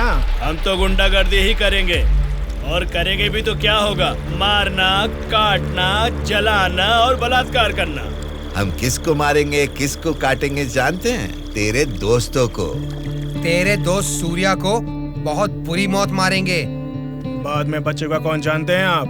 आपके साथ घूमती है ना वो गोरी गोरी लड़कियां, जैसे चाहे मजे करेंगे, अय्याशी करके मुंबई रेड लाइट एरिया में जाके बेच देंगे उनको।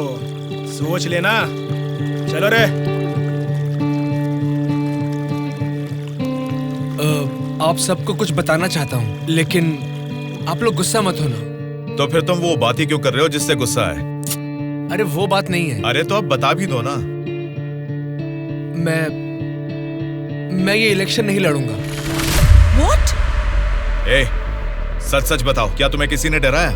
ऐसा कुछ नहीं है, मैं ये इलेक्शन नहीं लड़ूंगा बस।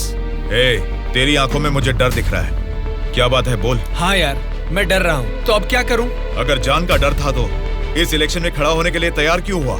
कल ही नॉमिनेशन की लास्ट डेट है। कल 3 बजे एमआरओ ऑफिस के पास हम सब तेरा वेट करेंगे। तू कल आ रहा है और नॉमिनेशन भी डालेगा।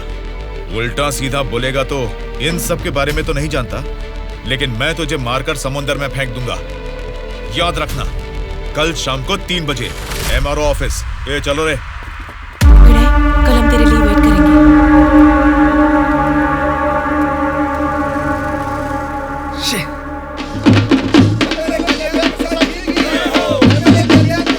पता नहीं कहाँ अपने आप को समझता क्या है वो? Phone is not reachable, message भी नहीं जा रहा।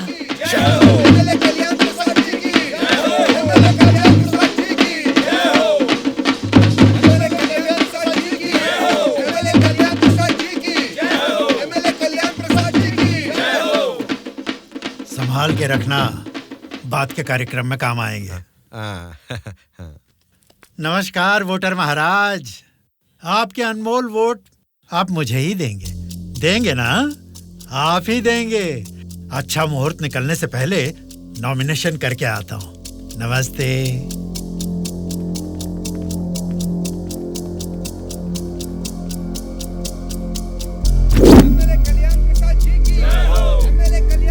विनय को फिर से कॉल करो।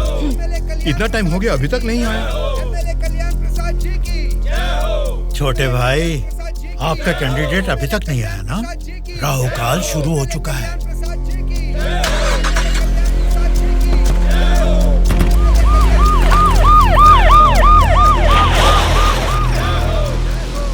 हम तुम्हें अरेस्ट करने आए हैं। हमें चलो बताते हैं।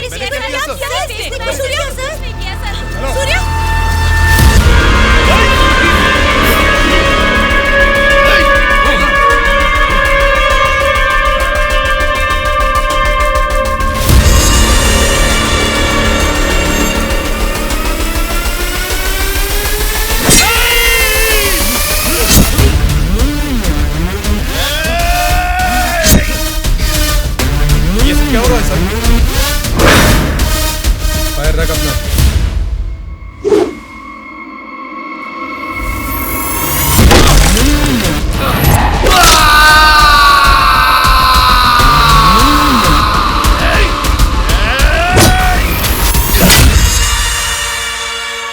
पकड़ रहे इसे। सर ये सब क्या हो रहा है सर? हो रहा है नहीं, जो हुआ है वो। छोटे भाई से कुछ बात करनी है। Okay sir. छोटे भाई, खुद को ही अकलमंद समझते हो, तुम्हारे रेंज की नहीं है, फिर भी मेरी थोड़ी सी अकल है।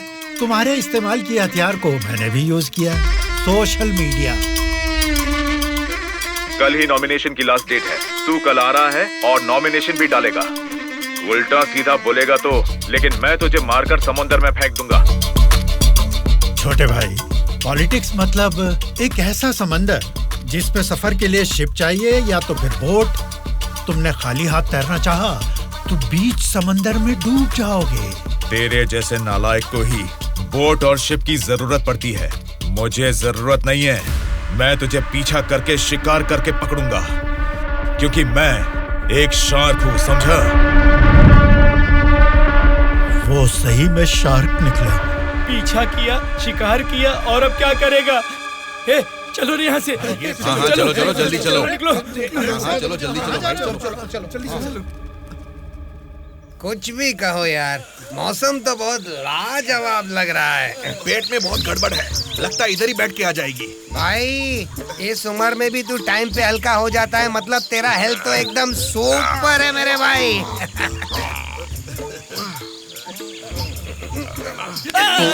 मेरा पेट गड़बड़ चल रहा है यार।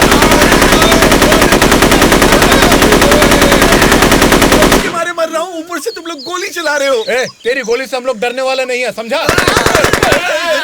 ठंडे ठंडे पानी से नहाना चाहिए, जाना या ना।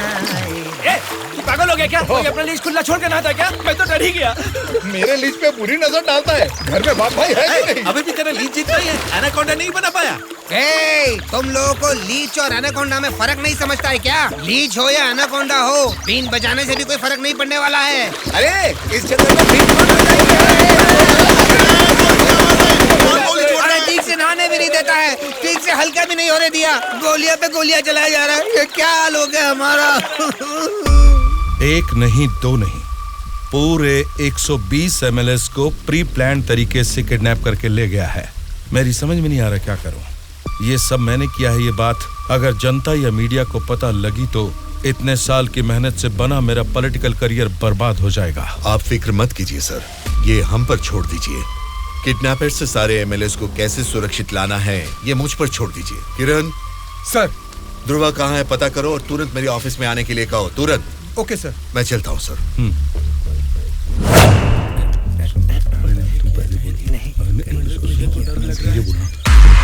तो डर लग रहा है। बोलो ना, तुम ही बोलो सही। बेटा क्या है? आपके बारे में सब कुछ पता चल गया बेटा। सच में नाइंसाफी हुई है। मैं सच बोल रहा हूँ, लेकिन गलती तो उसने की है। फिर हम लोगों को यहाँ लेकर क्यों आए हो बेटा?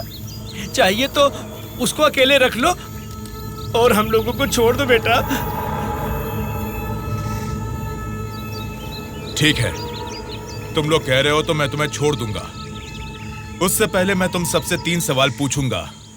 अगर तुमने सही जवाब दिया तो मैं तुम सबको आज ही छोड़ दूंगा। पहला सवाल, आप में से सनी लियोन को कितने लोग जानते हैं? क्यों नहीं जानते सर, वो तो मेरी पसंदीदा फिल्म स्टार हैं। उसे देखे बिना मुझे नींद ही नहीं आती, समझे? दूसरा सवाल, पूजा हेगड़े को कितने लोग जानते हैं? पूजा हेगड़े का मैं बहुत बड़ा फैन हूँ बेटा। एक चुम्मा, एक चुम्मा, एक चुम्मा।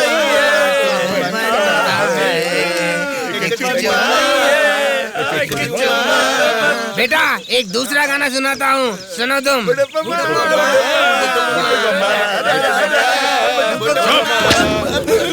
तीसरा सवाल, नारायण स्वामी को कितने लोग जानते हैं?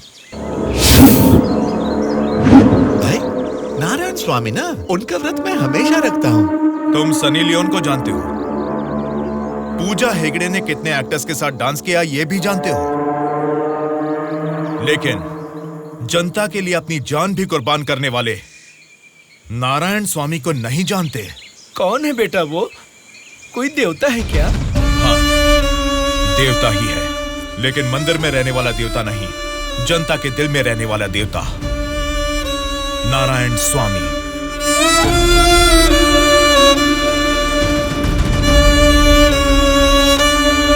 नमस्कार सर। नमस्ते माँ जी। नमस्ते नमस्ते।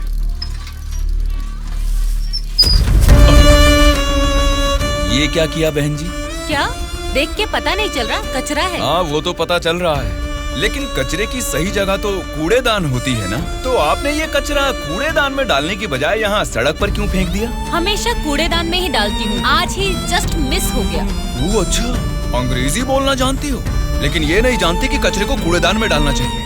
ये सब करने से ही बीमारियां फैल रही हैं और इंसान बीमार होते जा रहे हैं। आहा, जरा उधर देखिए, कूड़ेदान में पूरा कचरा भरा हुआ है। उसे निकालने वाला म्युनिसिपैलिटी से कोई भी दिखाई नहीं दे रहा।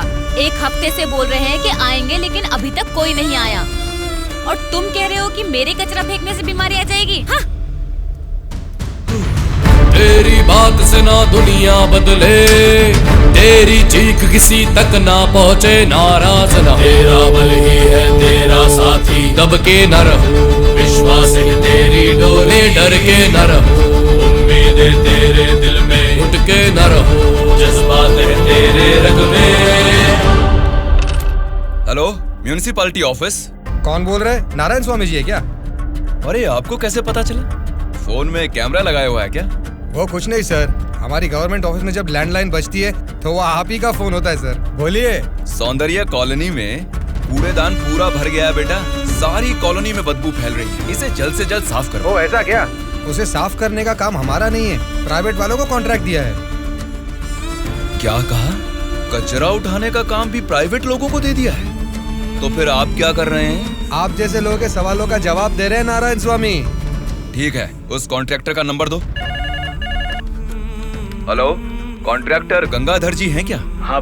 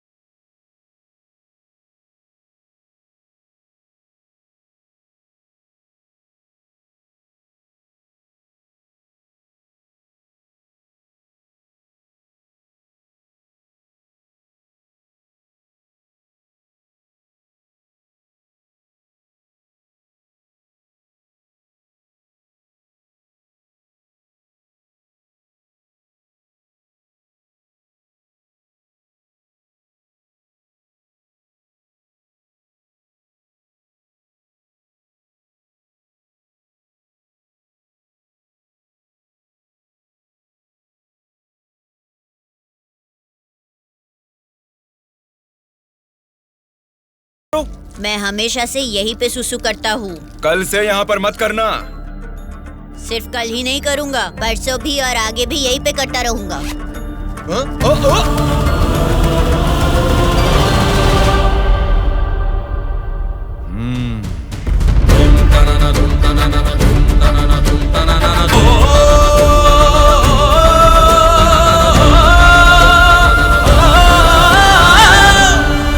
क्या हुआ? क्यों नहीं पेशाब किया? तुम अच्छे लड़के हो, इसीलिए नहीं कर पाए। ये एक बीज है। ऐसे क्या देख रहे हो? इसको फेंक दोगे तो मिट्टी में मिल जाएगा, लेकिन अगर इसे बो दोगे तो उसी मिट्टी को फाड़कर ये जल्द ही पौधा बन जाएगा। तुम इस बीज जैसे ही हो बेटा। ये बीज एक बड़ा वृक्ष बनेगा, खाने को फल देगा। अगर नहीं भी दे पाया तो कम से कम 10 लोगों को छांव देगा, बारिश लाएगा। अगर तुम इसे बो दोगे तो ये बीज बड़ा होके तुम्हारे बाद भी तुम्हारा नाम रोशन करेगा।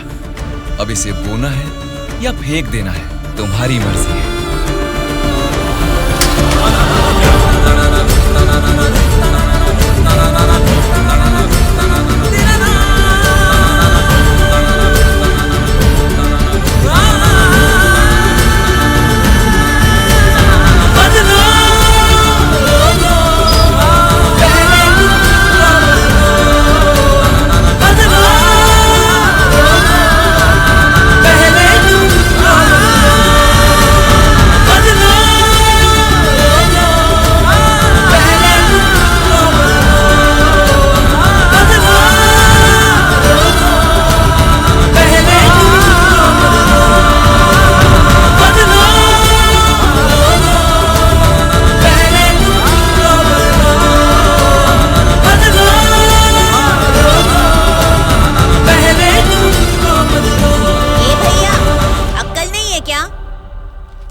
यहाँ इतनी सफाई है, यहाँ सुसु क्यों कर रहा है? वहाँ पब्लिक टॉयलेट है, उधर जाके सुसु करना। अरे वहाँ जाके हल्का होने का 2 रुपए लेते रे, पीने का पानी 1 रुपए रे, और हल्का होने के लिए 2 रुपए कहाँ से लाऊं मैं?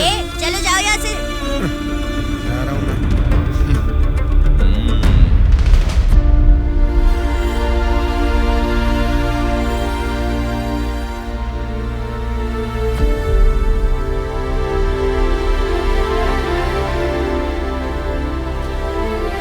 बेटा, राष्ट्रीय झंडे को उल्टा नहीं लगाते, गलत बात।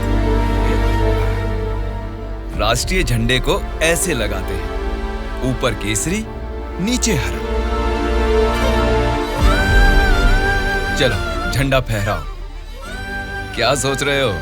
तुम्हारा बोया हुआ बीज ही नहीं, मेरा बोया हुआ बीज भी बढ़ने लगा है, जल्द ही पेड़ बन जाएगा। चलो फहराओ।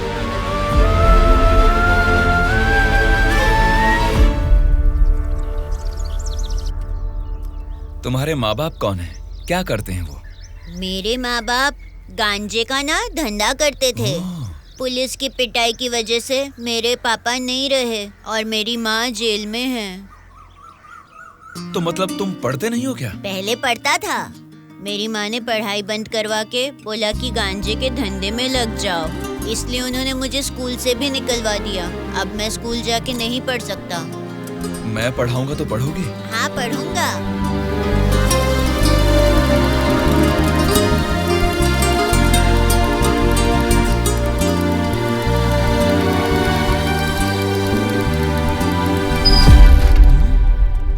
क्या कर रहे हो? स्कूल के बच्चों को दारू बेचना गलत बात है, वो भी इतने छोटे बच्चों को। 18 से कम उम्र वालों को दारू नहीं बेचनी। पता है ना तुम कानून का उल्लंघन कर रहे हो। कौन मैं? कानून की आंखों पर तो पट्टी बंदी है। पट्टी निकालो और अपने पीछे जेब में डाल दो।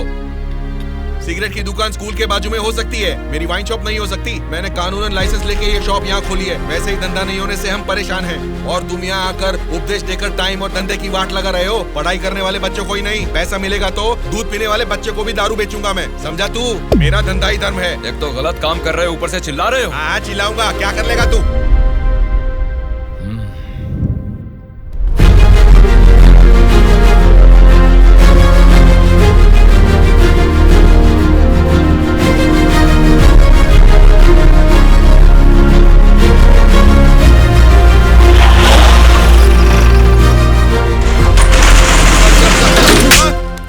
इंस्पेक्टर साहब, आप इस पर इस तरह हाथ नहीं उठा सकते। इसको कल आपको कोर्ट में हाजिर करना चाहिए। उसकी दारू की दुकान बंद करा के आपने हमारे लिए अच्छा काम किया है साहब। सच में आप जैसे लोग नेता बनेंगे तो हमारे लिए बहुत अच्छा काम करेंगे साहब।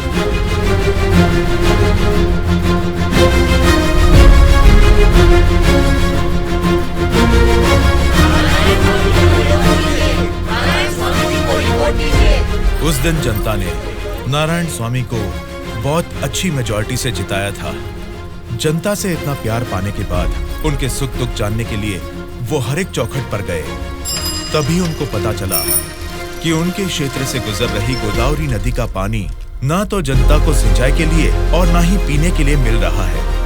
उन्होंने इस मामले को लेकर सरकार की नाकामियों के खिलाफ आवाज उठाई।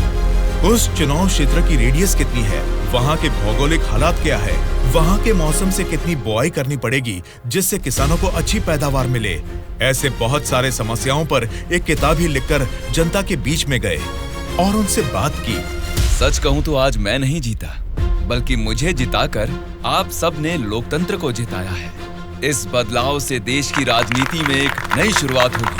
मेरे हाथ में ये जो किताब देख रहे हैं, इसमें हमारे चुनाव क्षेत्र की कमियों, आप सभी की जरूरतों और उनको मैं कैसे पूरा कर सकता हूँ, इसमें मैंने ये सब लिखा है। आज से ये हमारे चुनाव क्षेत्र का संविधान है। मैं असेंबली में खड़े होकर आपकी इन सभी समस्याओं के लिए लड़ूंगा। मैं आने वाले 5 सालों में हमारे चुनाव क्षेत्र की गतिविधियां बदलने के लिए भरी असेंबली में पूरी सच्चाई के साथ लड़ूंगा और ये मेरा आप सबसे वादा है।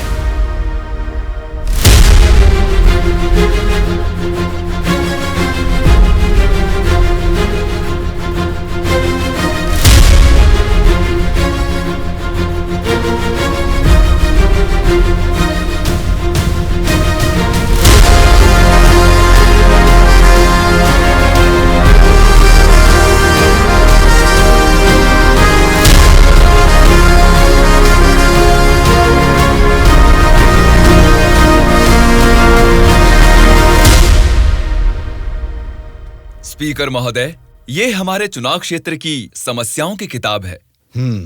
अगर मुझे थोड़ा सा समय मिल जाए तो मैं उन सभी समस्याओं से आपको रूबरू कराना चाहूंगा।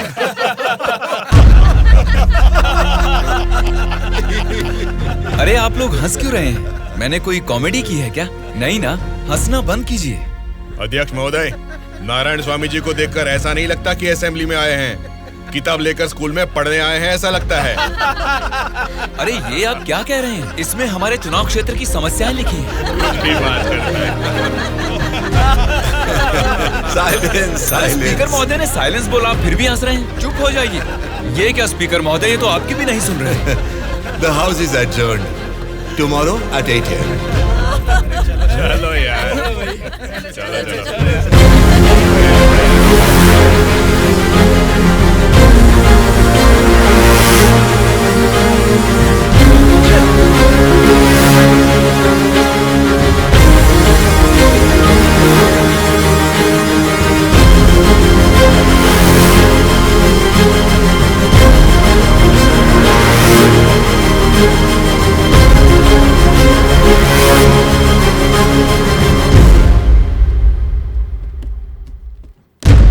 भास्कर रेड्डी जी, आज का अधिवेशन आपसे शुरू करते हैं।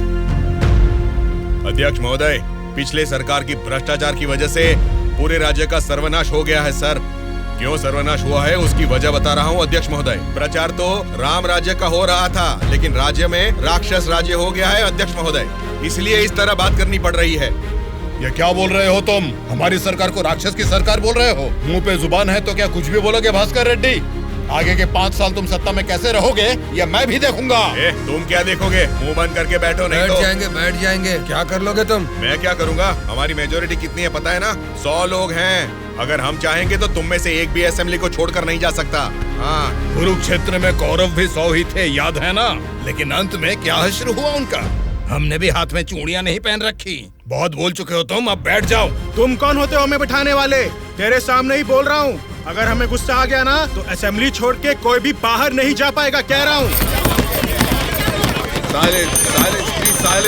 क्या कह रहे हो? नहीं जा पाएंगे मतलब मारोगे हमें? दम है तो आ जाना, देखते हैं। ये क्या रे, हम लोग कुछ बोलते नहीं इसलिए सर पे चढ़ गए। तब से तुम ही हमें उकसा रहे तू हमें उकसाएगा और हम भड़केंगे भी नहीं। हम क्या घूंघट ओढ़ के बैठे हैं? हिम्मत है तो हमको रोक के दिखा। रोज देखना है तो फिर आ जाओ, इधर का इधर ही फैसला कर देते हैं। आ जाओ, आ जाओ, अरे आ जाओ, मैं तो आ जा। बैठ जाइए आप लोग, बैठ जाइए, शांति रखिए। भास्कर रेड्डी जी, मैंने साइलेंस बोला ना, कंट्रोल रखिए। साइलेंस, साइलेंस, आप सब लोग बैठ जाइए। Silence, silence. 1 घंटे के लिए सभा को स्थगित करता हूँ। भद्राचलम चुनाव क्षेत्र के एमएलए नारायण जी को मैं बात करने के लिए अनुमति देता हूँ। महोदय, आज इस सभा में मैं इन सभी के सामने एक बात बोलना चाहता हूँ। प्रोसीड। महोदय, यहाँ बैठे सभी लोग जनता के प्रतिनिधि हैं। जनता ने वोट दी इसीलिए ये जीते। वोट देने वाली उस जनता के बारे में कोई बात ना करके इस सभा में एक दूसरे को कोसना, झगड़ा करना अच्छी बात नहीं है साहब। देखा जाए तो ये बेशर्मी है। अध्यक्ष महोदय, नारायण स्वामी जी अपनी मर्यादा का उल्लंघन कर रहे हैं। जनता ने आंख बंद करके वोट डालकर हमें नहीं चुना है। अध्यक्ष महोदय, इनकी मजाल तो देखिए, हमें बेशर्म बोलता है। इस बात के ऊपर तो नारायण स्वामी जी को तुरंत हमसे यहाँ क्षमा मांगनी चाहिए, अभी के अभी।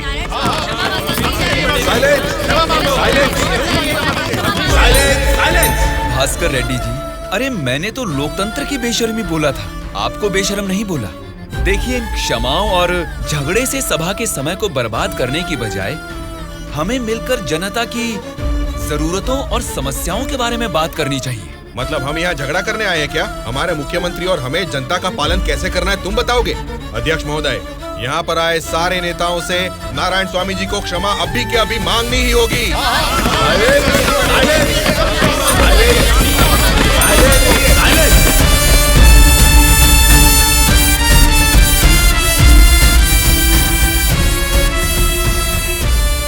उनके बर्ताव से तुम क्यों दुखी हो रहे हो? सब ठीक हो जाएगा साहब, एक बार फिर आपको बोलने का मौका जरूर मिलेगा साहब। गूंगे को माइक पकड़ा देंगे तो कुछ फायदा थोड़ा ही होगा। जितने भी मौका देंगे होने वाला कुछ नहीं है। सोच समझ के तो बात ही नहीं कर पाता है ये बोलू, क्या बात कर रहा है तू? पागल हो गया है क्या? मुंह बंद करके यहाँ से निकल जा, जा। उसकी बातों का बुरा मत मानिएगा साहब। उसने कुछ भी गलत नहीं कहा सुबैया। तुम उसकी बातों में गुस्सा देख रहे हो और मैं उन बातों के पीछे छिपी वजह।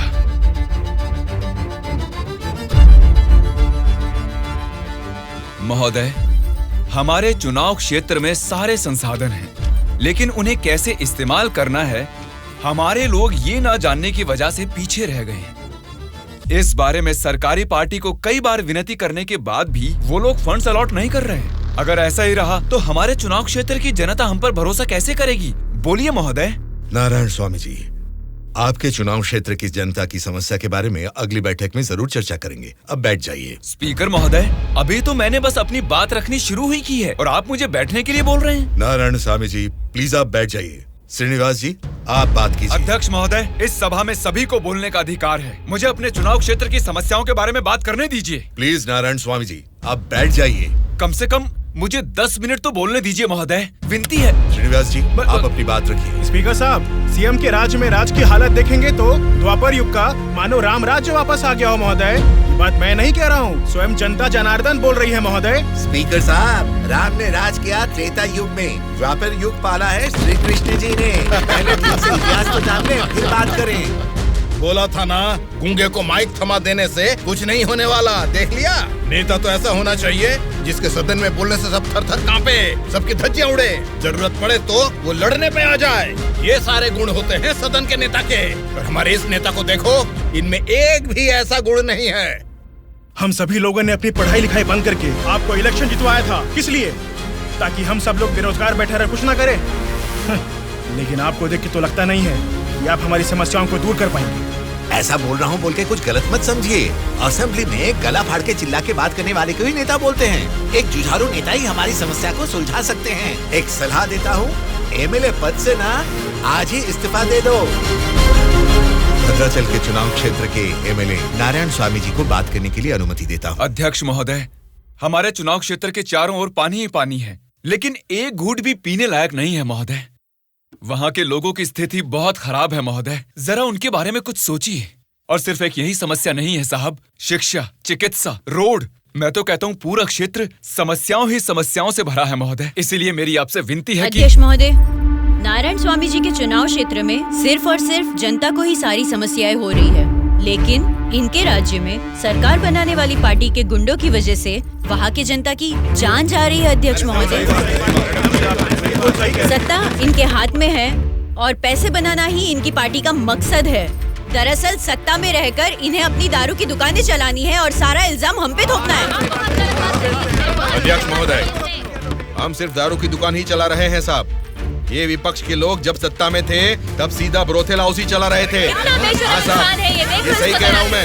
जरा उनको देखिए, बोलते कुछ है करते कुछ और है। देखिए सर, ये कैसी बातें कर रहा है, कितना गिरा हुआ आदमी है ये अध्यक्ष महोदय। Silence, silence. मैंने क्या गलत कह दिया अध्यक्ष महोदय? ये रमा देवी कौन है, क्या चरित्र है इनका? एक जमाने में रेड लाइट एरिया में उन्होंने क्या गुल खिलाए हैं सब जानते हैं।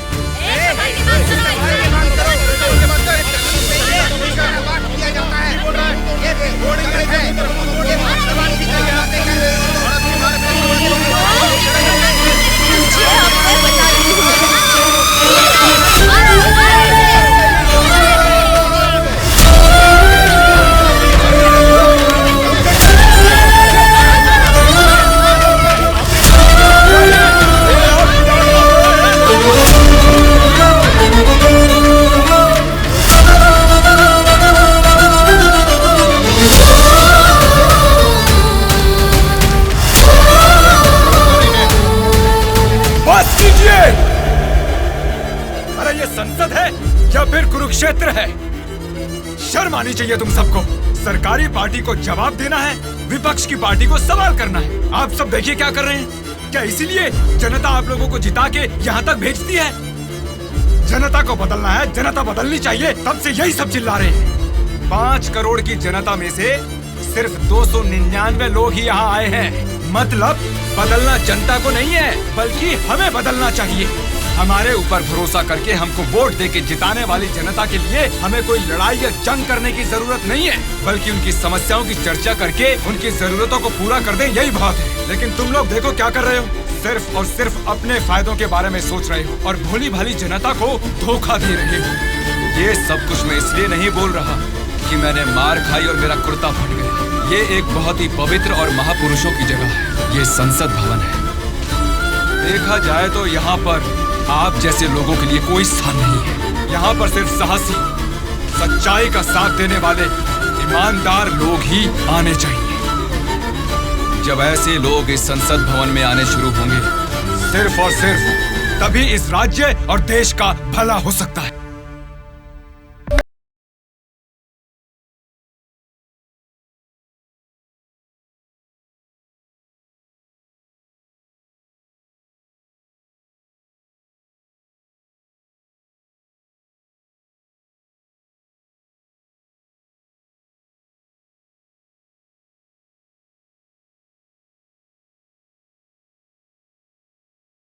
जी अंकल, उदास क्यों हो आप?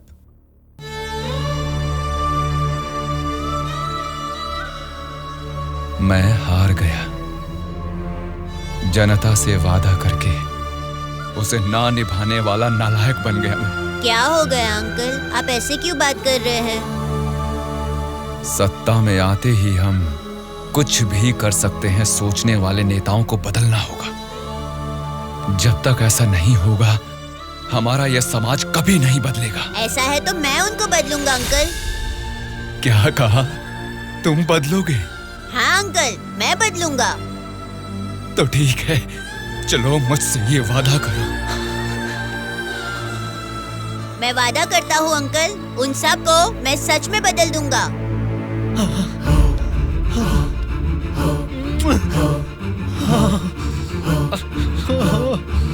बदलना है, तुमको ही बदलना है, तुम ही बदलोगे।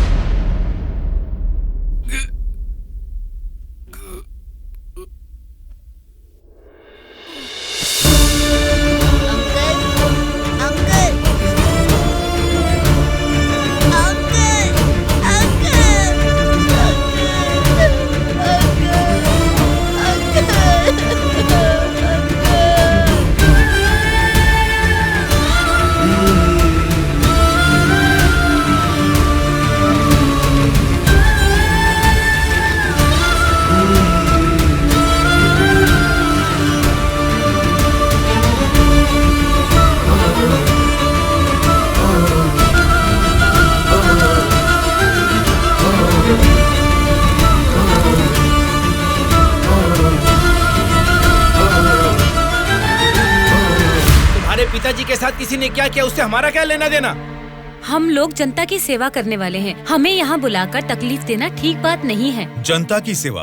क्या जनता की सेवा करते हैं आप लोग? एक एक करके बताइए। हर महीने बुजुर्गों को राशन मिल रहा है, और यही नहीं, अपाहिजों को हर महीने पेंशन दिया जा रहा है, बेरोजगारों को बेरोजगारी भत्ता दिया जा रहा है। इतने अच्छे काम कर रहे हैं, ये सब सेवा नहीं है क्या?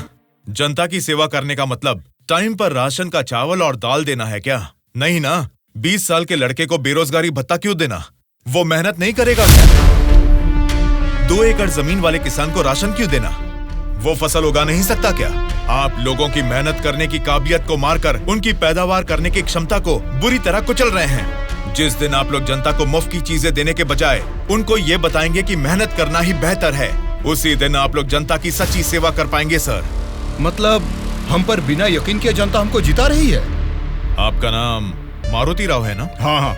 आपका चुनाव क्षेत्र रामापुरम है ना? सही कहा, रामापुरम ही है। आपके रामापुरम के बारे में आप क्या जानते हैं, थोड़ा बताएंगे सर? क्या रखा है रामापुरम में? 4 वार्ड है, 6 सरकारी अस्पताल है और 20 प्राइवेट अस्पताल है। उसके बाद 12 सिनेमा घर और 130 वाइन शॉप है। इसके अलावा अलग अलग क्षेत्र के लोग हैं, अलग अलग जात के लोग हैं और अलग अलग धर्म के लोग हैं। बाकी ओसी कास्ट तो सब कुछ मिला जुला के 1 लाख। इनके अलावा BC SC ST ये सब मिला के 2 लाख वोटर हैं। उतना ही नहीं, फिल्म डायरेक्टर सुकुमार जी और हीरोइन अंजलि जी दोनों यही पैदा हुए थे। कुंडली निकालोगे क्या? Nice information sir. उसी रामापुरम में जहाँ हजारों किसान रहते थे, अब कुछ गिनती के ही क्यों रह गए हैं सर? मुझे नहीं मालूम, किसानों के बारे में हम इतना कुछ नहीं जानते। तुम बोलो, तुम्हें मालूम है तो? रामापुरम की पूरी वोटरों की गिनती है 4,80,000। उनमें पुरुष है 2,50,000, स्त्रियां हैं 2,28,000, बाकी लोग हैं 3rd जेंडर। वहाँ बारिश और पानी की सुविधा ज्यादा होने के कारण धान और गन्ना जैसे फसलों के लिए वो जमीन अनुकूल है। अब हम प्रॉब्लम की बात करेंगे। रामापुरम मेन सेंटर में एक बड़ी डंपिंग यार्ड है, और वहाँ के रोड्स के बारे में हम आपको जितना कम बताएं उतना ही अच्छा है। ये सरकारी पार्टी की MLA है, आपकी पूछताछ सही है, लेकिन हम तो विपक्ष के हैं ना, हमें इनके साथ क्यों उठा के लाए? एक विपक्षी पार्टी होने के नाते आपको गवर्नमेंट का सपोर्ट नहीं है, लेकिन आवाज उठाने के लिए असेंबली तो है ना। समस्याओं पर वहाँ क्यों नहीं बात करते? जनता ने वोट देकर आपको असेंबली इसलिए भेजा क्योंकि उनको यकीन था कि उनकी कुछ भलाई होगी, लेकिन पेट्रोल के बढ़ते रेट की आपको परवाह नहीं, बढ़ते ब्याज की आप बात ही नहीं करते। किसानों की आत्महत्या आप लोगों के लिए कोई मुद्दा ही नहीं है। बदलना है, अपने सोचने का ढंग बदलना है, हमारे बर्ताव का तरीका बदलना है। हमें बदलने को बोल रहे हो, ठीक है, जनता की क्या बात है? वो नोट लेके वोट नहीं दे रहे क्या हमें? उनको क्या बोलोगे? पैसे लेकर वोट डालना आखिर जनता को सिखाया किसने? आप जैसे नेताओं ने ही ना। वोट पर नोट की आशा रखने वाले ही नहीं हैं, वोट का इंसाफ चाहने वाले लोग भी हैं। आप क्या करते हैं? ऑटो चलाता हूँ। तो फिर ये पोस्टर क्यों चिपकाया है? नारायण के लिए इतना भी नहीं करेंगे तो अच्छा नहीं लगेगा। ऐसा क्यों? नारायण जी से आपको इतना लगाव किस लिए? वो हमारी तकलीफों को समझता है। वो सत्ता में आएगा तो बहुत लोगों को काम मिलेगा, हमारे गांव की तरक्की होगी। इतना भरोसा है? बिल्कुल भरोसा है। अगर उसने वादा कर दिया तो करके ही दिखाएगा। जब हमारे MLA चिनकोटा जी को अरेस्ट किया गया था, मेरे पति ने उनको छुड़ाने के लिए धरने पर पेट्रोल से खुद को जला लिया था। तो चिनकोटा जी ने क्या किया था? वे बोले थे कि सरकार में आते ही बात करके पैसा दिलाएंगे। मिला क्या? उन्होंने जबान दिया था, वादा तो वादा ही होता है ना। आपके दिए गए वादे जनता के सामने सिर्फ कहानियां बनकर रह गई हैं। कम से कम अब तो बदल जाइए। पार्टी बदलने के एजेंडा जैसे नहीं, जनता की तकदीरें बदलने वाले एजेंडा बन जाइए। अगर अब भी आप लोग नहीं सुधरोगे और ऐसा ही करते रहोगे तो यहाँ से कोई भी जिंदा बाहर नहीं जाएगा। सूर्या, इनको समझाने का कोई फायदा नहीं है, ये लोग ऐसे ही रहेंगे। मेरी बात मानो, सबको मार डालो। अरे रुको भाई, रुको। ब्रदर, अगर आपको मारना है तो हमें मार दीजिए, लेकिन मरने से पहले हम सब बदलना चाहते हैं। हमको एक चांस तो दीजिए। इतने दिन जनता के पैसे कैसे लूटना है यही सोचते थे, अब एक मौका दे दो हमें। जनता के पैसे को जनता तक लौटाना है यही सोचेंगे। अब उस नारायण स्वामी के सपनों को हम सच करके दिखाएंगे। उसका नाम है सूर्या। ऑलरेडी एक मर्डर केस में वो सजा काट रहा है। सत्ताधारी पार्टी की सपोर्ट से वो जेल से बाहर निकला है। बहुत शातिर है वो। बड़ी होशियारी से वो दोनों पार्टियों के MLA को किडनैप करके लेके गया है। उसका प्लान क्या है, उसने क्यों किडनैप किया है, उसके सिवा और किसी को पता नहीं है। समझ गया सर। वो जहाँ भी हैं, सब MLAs को सेफली लाने की जिम्मेदारी मेरी।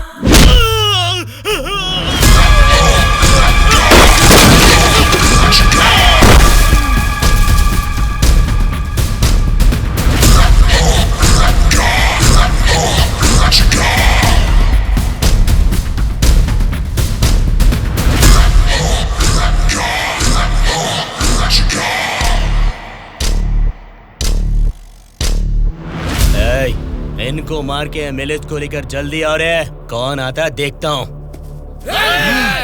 रुक जाओ।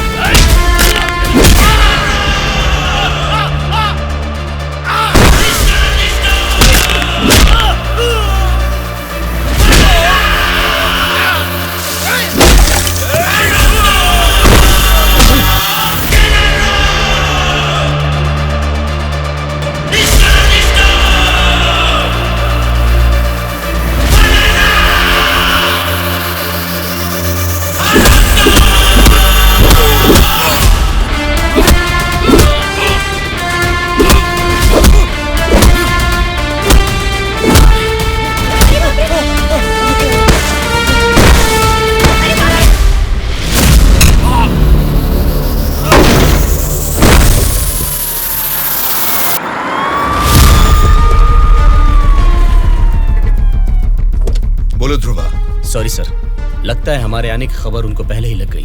What? हाँ सर, जब तक हम पहुंचे वो सब एमएलए को लेकर यहाँ से चला गया। तो अब क्या होगा? आज शक्ति परीक्षण है। आज अगर एमएलए को नहीं ला पाएंगे तो स्टेट में एक बड़ा इशू बन जाएगा। तुम किसी भी कीमत पर उन एमएलए को यहाँ ले आओ। Okay sir, I will try my level best.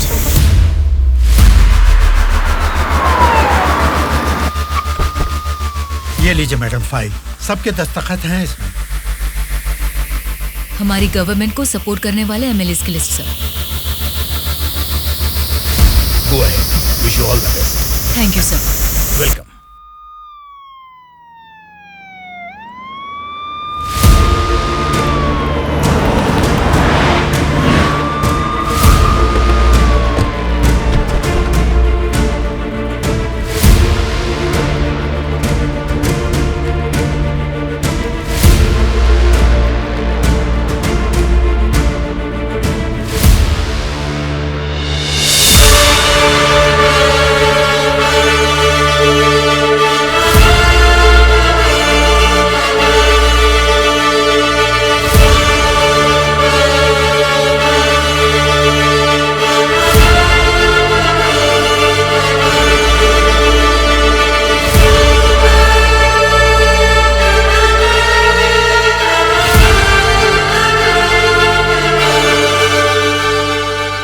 राज्य में पहली बार महिला चीफ मिनिस्टर बनने के लिए कांग्रेचुलेशंस श्यामला भारती जी।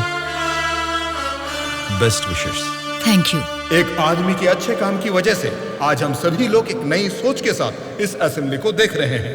ये बात तो हमें मानना ही पड़ेगा। ये सदन पवित्र मंदिर जैसा है। इसकी गरिमा के लिए हमें सभ्य बर्ताव करना ही पड़ेगा। सबसे पहले मैं विपक्ष पार्टी से दरख्वास्त करूंगा कि उनके पास जनता की जो भी समस्याएं हैं उसका जिक्र इस सदन में करें। अध्यक्ष महोदय, असेंबली का सत्र चालू होने का आज पहला दिन है और पहले ही दिन विपक्ष पार्टी के सदस्यों को पहले बोलने का मौका देने के लिए मुख्यमंत्री जी को, स्पीकर साहब को मेरी तरफ से और मेरी पार्टी की तरफ से धन्यवाद देना चाहूंगा। पिछले 2 सालों में कोरोना महामारी ने जनता के जीवन को अस्त व्यस्त बना दिया है। जनता के स्वास्थ्य के बारे में अब समय आ गया है कि हम जाग जाएं। उसके लिए गरीब लोगों को इंसाफ दिलाने के लिए सारे विपक्ष की तरफ से मैं प्रार्थना करता हूं। इस मुद्दे पे मैं राज्य के मुख्यमंत्री श्यामला जी से दरख्वास्त करूंगा कि कुछ बोलें। अध्यक्ष महोदय, सबसे पहले बिना झगड़ा किए ऐसे अच्छे वातावरण में जनता की भलाई के लिए और उनकी उन्नति के लिए एक उपयोगी बिल को इस सभा में प्रस्तुत किया गया है, जिसके लिए विपक्ष पार्टी के नेता राम मोहन राव जी का और उनकी पार्टी का मैं अभिवादन करती हूँ आम जनता को भी बेहतरीन इलाज मिल सके, फिर चाहे वो 10 रुपए का हो या फिर 10 लाख का, उनको मिलना चाहिए। इसी सोच को आगे बढ़ाते हुए आप सबके समक्ष इस फाइल पर मैं सबसे पहले दस्तखत करती हूँ।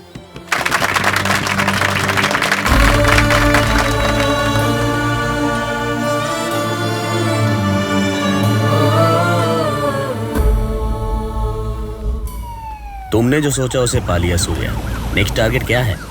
हमारे देश की तरक्की जो कोई भी रोक रहा है वो लोग ही मेरा नेक्स्ट